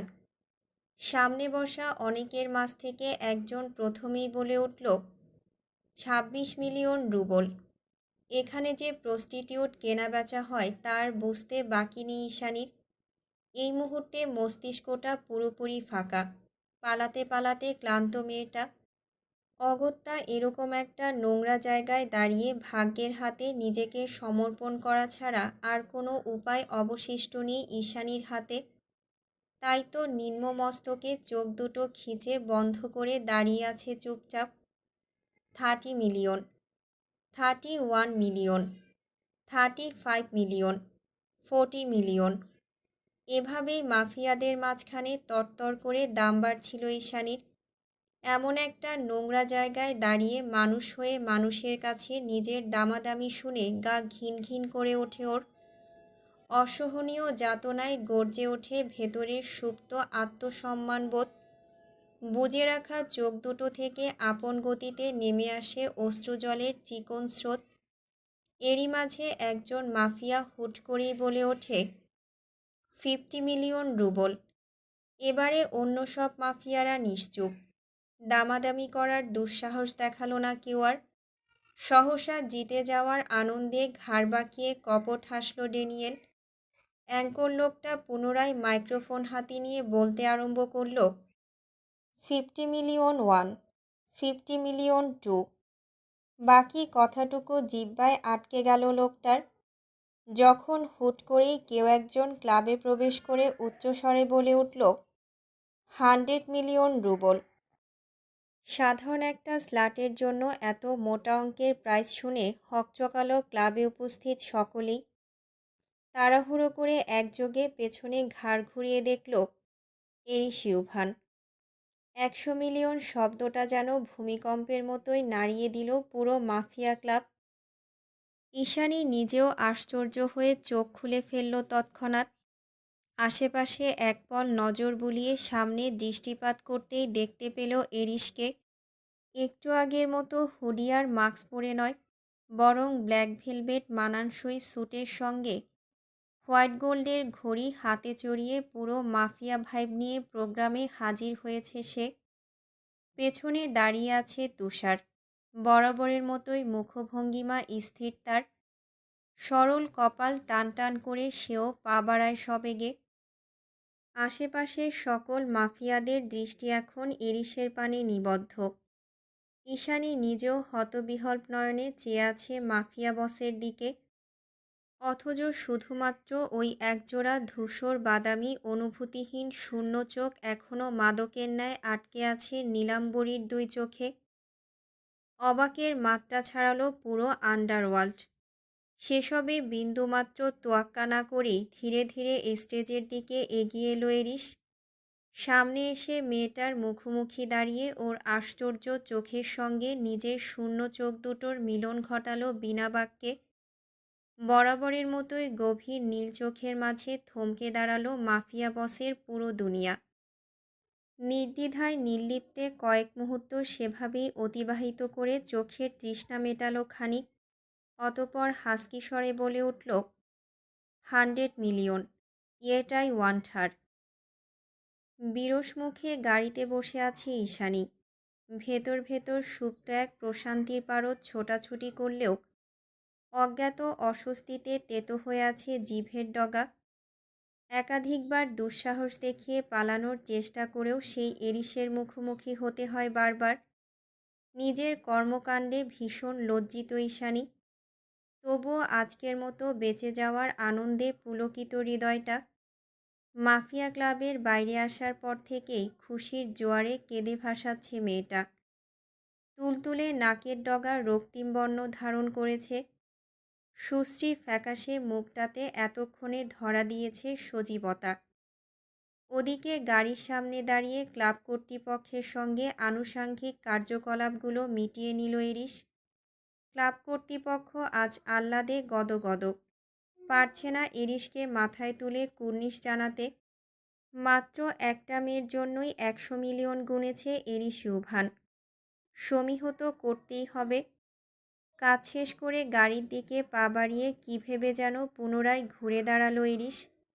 হাতের সাহায্যে আন্ডারকাট চুলগুলোতে ব্যাকব্রাশ করতে করতে চট করেই বলে উঠল, 1 second, do me another favour. দ্রুত কদমে ছুটে এলো ক্লাবের লোকটা। উদ্বিগ্ন কণ্ঠে শুধালো, আর কিভাবে সাহায্য করতে পারি আপনাকে স্যার? প্রত্যুত্তরে এরিস বলল, আমার আরও একটা মেয়ে চাই। উচ্ছ্বাসে চিকচিক করে ওঠে লোকটার দুই চোখ। সে তাড়াহুড়ো করে বলে, অবশ্যই স্যার, কোন মেয়েটা লাগবে বলুন। বিনা বাক্যে আঙুল উঁচিয়ে মেয়েটাকে দেখালো এরিস। মেয়েটা এই ক্লাবের স্লাটদের লিডার।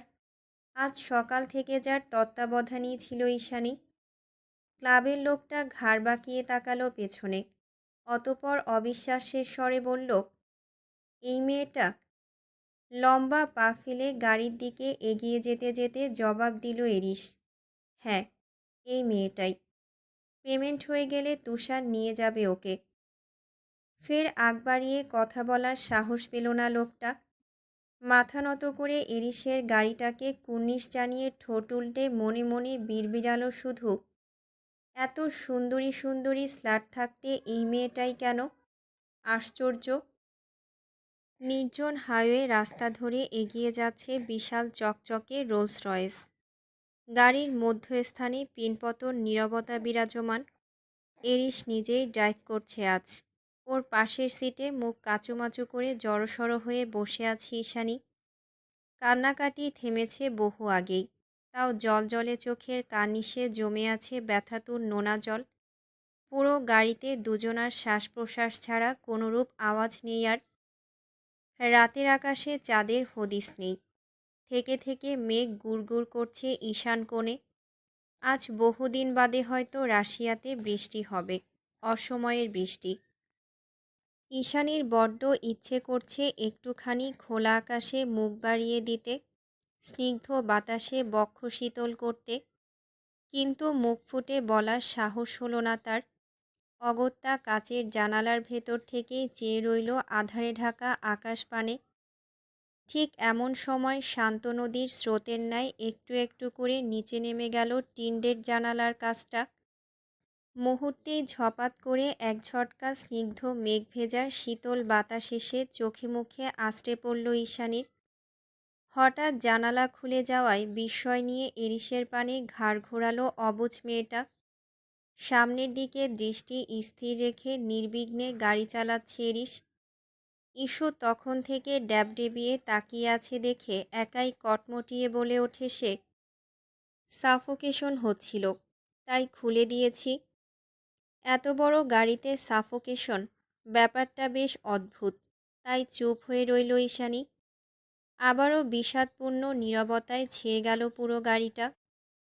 তবে কিছুক্ষণ পরই সকল নীরবতার ইতি টেনে স্বগতিতে বেজে ওঠে এরিসের ভাইব্রেট করা মোবাইল ফোনটা। ফোনের লোকেশন দেখে এগুচ্ছিল এরিস। কানে কোনো এয়ারপডও ছিল না। অগত্যা ড্রাইভিং অব্যাহত রেখেই লাউড স্পিকার দিয়ে ফোনটা রিসিভ করল ও। ফোন তুলতে না তুলতেই ওপাশ থেকে তুষার বলল, মেয়েটাকে কি করব এখন? কিয়ৎক্ষণ চুপ থেকে জিভের ডগায় গাল ঠেলে চোয়াল শক্ত করে এরিস বলে ওঠে, জানে মেরে ফেলো। এরিসের হুকুম শুনে শিউরে ওঠে ঈশানী। চকিত দৃষ্টি ফিরিয়ে ভয়ার্ত ঢোক গেলে চুপচাপ। ওর কথায় সম্মতি জানিয়ে তুষার কল কেটে দেবে তার আগে এরিস বাদ ছেদে বলল, মারার আগে ওর ডান হাতটাকে ভেঙে গুঁড়িয়ে দেবে। এবারও সম্মোহনীসূচক বাক্য প্রয়োগের মাধ্যমে কল কাটে তুষার। এরিসের নৃশংসতা দেখে অভ্যস্ত ঈশানী। নতুন করে আঁতকে ওঠার কিছু নেই। কিন্তু ওর চোখে মুখে বিস্ময়ের ছাপ সুস্পষ্ট। সহসা কৌতূহলের পারদ দমাতে না পেরে চট করে প্রশ্নটা করেই ফেলল এরিসকে, এভাবে হাত ভেঙে দিতে বললেন কেন? কি ক্ষতি করেছে উনি আপনার? নিশ্চুপ এরিস। ভাবলেশীন হয়ে ড্রাইভ করছে সে। প্রশ্নের উত্তর না পেয়ে কিঞ্চিত অপমান বোধ করল ঈশানী। অন্যদিকে ঘুরে বিড়বিড়ালো তৎক্ষণাৎ, ভুলেই গিয়েছিলাম, উনি কাউকে কৈফিয়ত দেয় না। ও তোমাকে থাপ্পড় মেরেছে তাই। অত্যন্ত রুটস্বরে জবাব দেয় এরিস। এইটুকু বলতে ওর বোধহয় জিভ খসে পড়ার উপক্রম। এরিসের প্রত্যুত্তরে চোখ কপালে উঠে গেল ঈশানীর। বিদ্রুপাত্মক হেসে মনে মনে বলল, মেয়েটা সামান্য একটা থাপ্পড় মেরেছিল বলে তাকে শাস্তি দিলেন। তাহলে আপনার আদতে কি শাস্তি হওয়া উচিত এরিস ইউভান? মনে মনে হাজারটা ঝাঝালো বাক্য আওড়ালেও এরিসের মুখের উপর সেসব বলার বিন্দুমাত্র সাহস নেই ভীত সন্ত্রস্ত মেয়েটার। যার দরুন গলার স্বর কিঞ্চিত খাদে নামিয়ে রিনরিনে আওয়াজে ফের শুধালো, ইয়ে মানে, আপনার তো ঘুমিয়ে থাকার কথা ছিল, তাহলে এত সকালে এত দূর ড্রাইভ করে এলেন কি করে? মেয়েটার কথায় কপট হাসিতে প্রসারিত হলো এরিসের ঠোঁটের আগা। কয়েক ন্যানোসেকেন্ডের মাঝে আবারও মিলিয়ে গেল হাসি। গভীর গলায় বলল, তুমি যে কতটা বোকা সেটা তোমার কর্মকাণ্ডতেই প্রকাশ পায়। নইলে কাউকে ড্রাগ দেওয়ার আগে অ্যাটলিস্ট চেক করা উচিত আদৌ সেটার মেয়াদ আছে কিনা।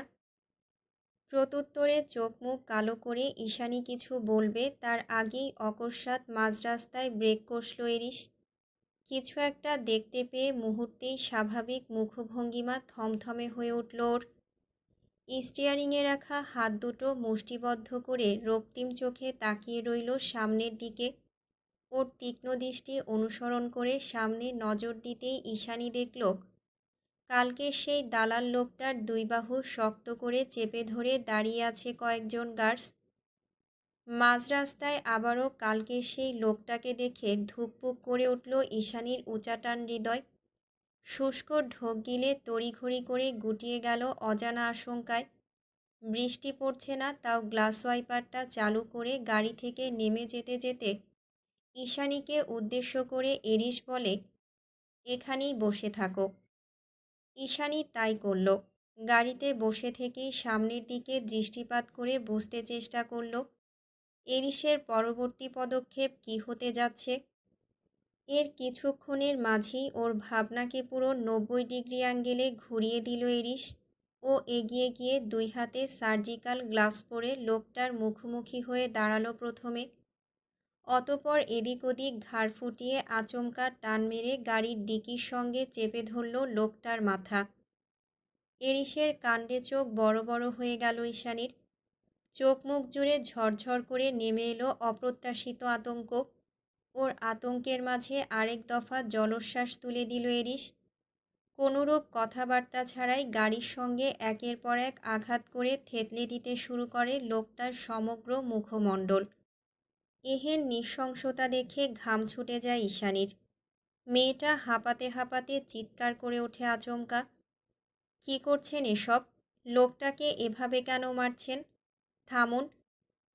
ঈশানীর কথায় কোনোরূপ খেয়াল নেই এরিসের। অত্যন্ত ক্রোধের বশবর্তী হয়ে ক্রমাগত লোকটাকে গাড়ির সঙ্গে আঘাত করে যাচ্ছে সে। আঘাতে আঘাতে লোকটার মাথা ফেটে চৌচির, নাক মুখ থেতলে গিয়ে বীভৎস দেখাচ্ছে মুখমণ্ডল। গলগল করে জলস্রোতের ন্যায় বেরিয়ে আসছে তাজা রক্ত। ওর রক্তে বারবার ভরে উঠছে গাড়ির ফ্রন্ট গ্লাস। পরমুহূর্তেই গ্লাস ওয়াইপারের সাহায্যে মুছে যাচ্ছে সবটা। এমন হৃদয় বিদারক বীভৎস দৃশ্য খুব বেশিক্ষণ বসে বসে সহ্য করতে পারল না ঈশানী। চোখ মুখ খিচে গলা ছেড়ে চেঁচিয়ে উঠল পুনরায়, দয়া করে থামান এসব, আমি আর সহ্য করতে পারছি না। অনেক হয়েছে, আর না, ছেড়ে দিন ওকে, মাথা ঘুরছে আমার, মরে যাব তো। চোখ মুখ খিচে বসেছিল ঈশানী। ভয়ের তোড়ে রুহুটা বোধহয় ঠোঁটের আগায় উঠে এলো এবার। হাত পা এখনও কাঁপছে, হাঁপড়ের মতো ওঠানামা করছে বক্ষপিঞ্জর। আশেপাশে সব কিছু শান্ত লাগছে। অবশেষে চোখ বন্ধ অবস্থাতেই অনুভব করলো গাড়িটা চলছে। সহসা ভয় ডরের লাগাম টেনে আধো আধো করে চোখ খুলল ঈশানী। চারিদিকে নজর বুলিয়ে দেখল সব কিছু স্বাভাবিক। এরিসোর পাশেই বসে আছে। ফ্রন্ট গ্লাসে রক্তের কোনো ছিটে ফোঁটাও নেই। সব কিছু এতটা স্বাভাবিক লক্ষ্য করে বিস্ময়ে কিংকর্তব্য বিমূঢ় ঈশানী। ফলস্বরূপ মুখের উপর এক হাত রেখে একা একাই বলে ওঠে, আমি কি তবে এতক্ষণ ধরে স্বপ্ন দেখছিলাম? মেবি। স্টিয়ারিংয়ে হাত চালাতে চালাতে ছোট্ট করে উত্তর দেয় এরিস। অতপর সিটের অন্য পাশে ফেলে রাখা রক্তাক্ত গ্লাভস দুটোকে আস্তে করে সরিয়ে রাখে পেছনে। মেঘের গর্জনের সাথে সাথেই রাতের আকাশের বুক চিরে ঝমঝমিয়ে নেমে এসেছে এক পশলা ঝুম বৃষ্টি। আজ বহুদিন বাদে বৃষ্টি দেখল ঈশানী। রাতের বৃষ্টিতে মন খারাপ উবে গেল ওর। গত 2 দিনের এত এত ঝড়ঝাপটা, দুশ্চিন্তার পাহাড় সব কিছুকে মস্তিষ্ক থেকে দূরে সরিয়ে বাইরে হাত বাড়ালো বৃষ্টি ছোঁয়ার প্রয়াসে। ঈশানীকে জানালা দিয়ে বৃষ্টি ছুঁতে দেখে কী ভেবে যেন হুট করেই গাড়ি থামিয়ে এরিস বলে ওঠে, তুমি চাইলে ভিজতে পারো। মাফিয়া বসের অনুমতি পেয়ে ঘাবড়ালো মেয়েটা। চোরা চোখে ওর পানে দৃষ্টি নিক্ষেপণ করে শুষ্ক একটা ঢোক গিলে শুধালো, কি ভুল করেছি আবার? ভুলের কথা কখন বললাম? সত্যিই ভিজতে পারি? ঠোঁট উল্টালো এরিস। As your wish. তৎক্ষণাৎ গাড়ি থেকে নেমে পড়ল ঈশানী। ফাঁকা রাস্তার মাঝে ঠায় দাঁড়িয়ে স্নিগ্ধ বাড়িধারায় নির্বিঘ্নে মেলে ধরল 2 বাহু। ভেতর থেকে উগরে আসছে দলা পাকানো কান্নার জোয়ার। ঈশানী কাঁদল না, কেবল দীর্ঘশ্বাস ফেলে দাঁড়িয়ে রইল নিরন্তর। যেন বৃষ্টির এই শীতল পরশে ধুয়ে মুছে সাফ হয়ে যাচ্ছে ওর পবিত্র শরীরটা। ধীরে ধীরে হারিয়ে যাচ্ছে ওই পাপিষ্ট মানুষগুলোর নোংরা হাতের অযাচিত স্পর্শ। ওদিকে ব্যাকসিটে শরীর এলিয়ে দিয়ে বৃষ্টিস্নাত সরলতার পানে ব্যাকুল নয়নে তাকিয়ে আছে মাফিয়া বস। বাঁধভাঙা উত্তাল উর্মিমালার মতোই বেসামাল ওর হৃদয়টা। ভেতরে দাউ দাউ করে জ্বলছে অসহনীয় সুপ্ত আগ্নেয়গিরির দাবানল। অথচ চারিদিকে ধরণী মাতানো বাঁধভাঙা বৃষ্টি। এভাবেই, ঠিক এমন করেই মাফিয়া বসের শক্ত কড়া পড়া উত্তপ্ত হৃদয়ে সরলতার হঠাৎ আগমন যেন ছিল এক পশলা স্নিগ্ধ শীতল বাড়িধারা। যে বারিধারার ক্ষুদ্র থেকে ক্ষুদ্রতর কণাকেও ধ্বংসস্তূপে পরিণত করায় অক্ষম স্বয়ং মাফিয়া বস, সেই তখন থেকে ধ্যানমগ্ন হয়ে মেয়েটাকে সূক্ষ্ম নজরে পরখ করছে এরিস। ওর হাসি, ওর আনন্দ, ওর কান্না, ওর অভিমান, সব কিছু। এভাবেই নীলাম্বরীকে দেখে দেখে চোখ জুড়িয়ে আসে ওর। আবেশে চোখের পাতায় পলক ছেড়ে মনে মনে কঠোর সিদ্ধান্ত নেয় অকস্মাৎ, যা খুশি হয়ে যাক। এখন থেকে আর নিজের বেসামাল হৃদয়টাকে আটকাবে না ও। যত যাই হোক লাগাম টানবে না অনুভূতির। এখন থেকে হৃদয়টা যা চায় সেটাই হতে দেবে ও। হোক সেটা দুর্বলতা, ভালো লাগা কিংবা এর চেয়েও ভয়ঙ্কর কোনো কিছু। কারণ অসহনীয় বেসামাল হৃদয়ের এই টানাপোড়েনে ইতিমধ্যে হাঁপিয়ে উঠেছে এরিস। ও বুঝে গিয়েছে ঈশানীতুস কন্যা কোনো সাধারণ মেয়ে নয়। মাফিয়া বসের ইস্পাত কঠিন হৃদয়টা শুধুমাত্র চোখের চাহনিতে উলটপালট করে দেওয়ার ক্ষমতা রাখে যেই মেয়ে, সে আর যাই হোক অতি সাধারণ মানবী নয়। মেয়েটাকে নিয়ে ভেবে ভেবে ক্লান্ত এরিস। এখন একটু বিশ্রামের প্রয়োজন। অগত্যা বিশ্রাম নেওয়ার উদ্দেশ্যে মাথাটা শূন্যে ছেড়ে দিয়ে দুচোখ বুজে তপ্ত নিগুড় স্বরে বিড়বিড়ালো সে, প্রেম আমার। মাফিয়া বসার সরলতার দৃশ্যপট অনুকরণ করে ভাবনার জগৎ ছাপিয়ে ভেসে আসে তখন অযাচিত দুটো গানের লাইন।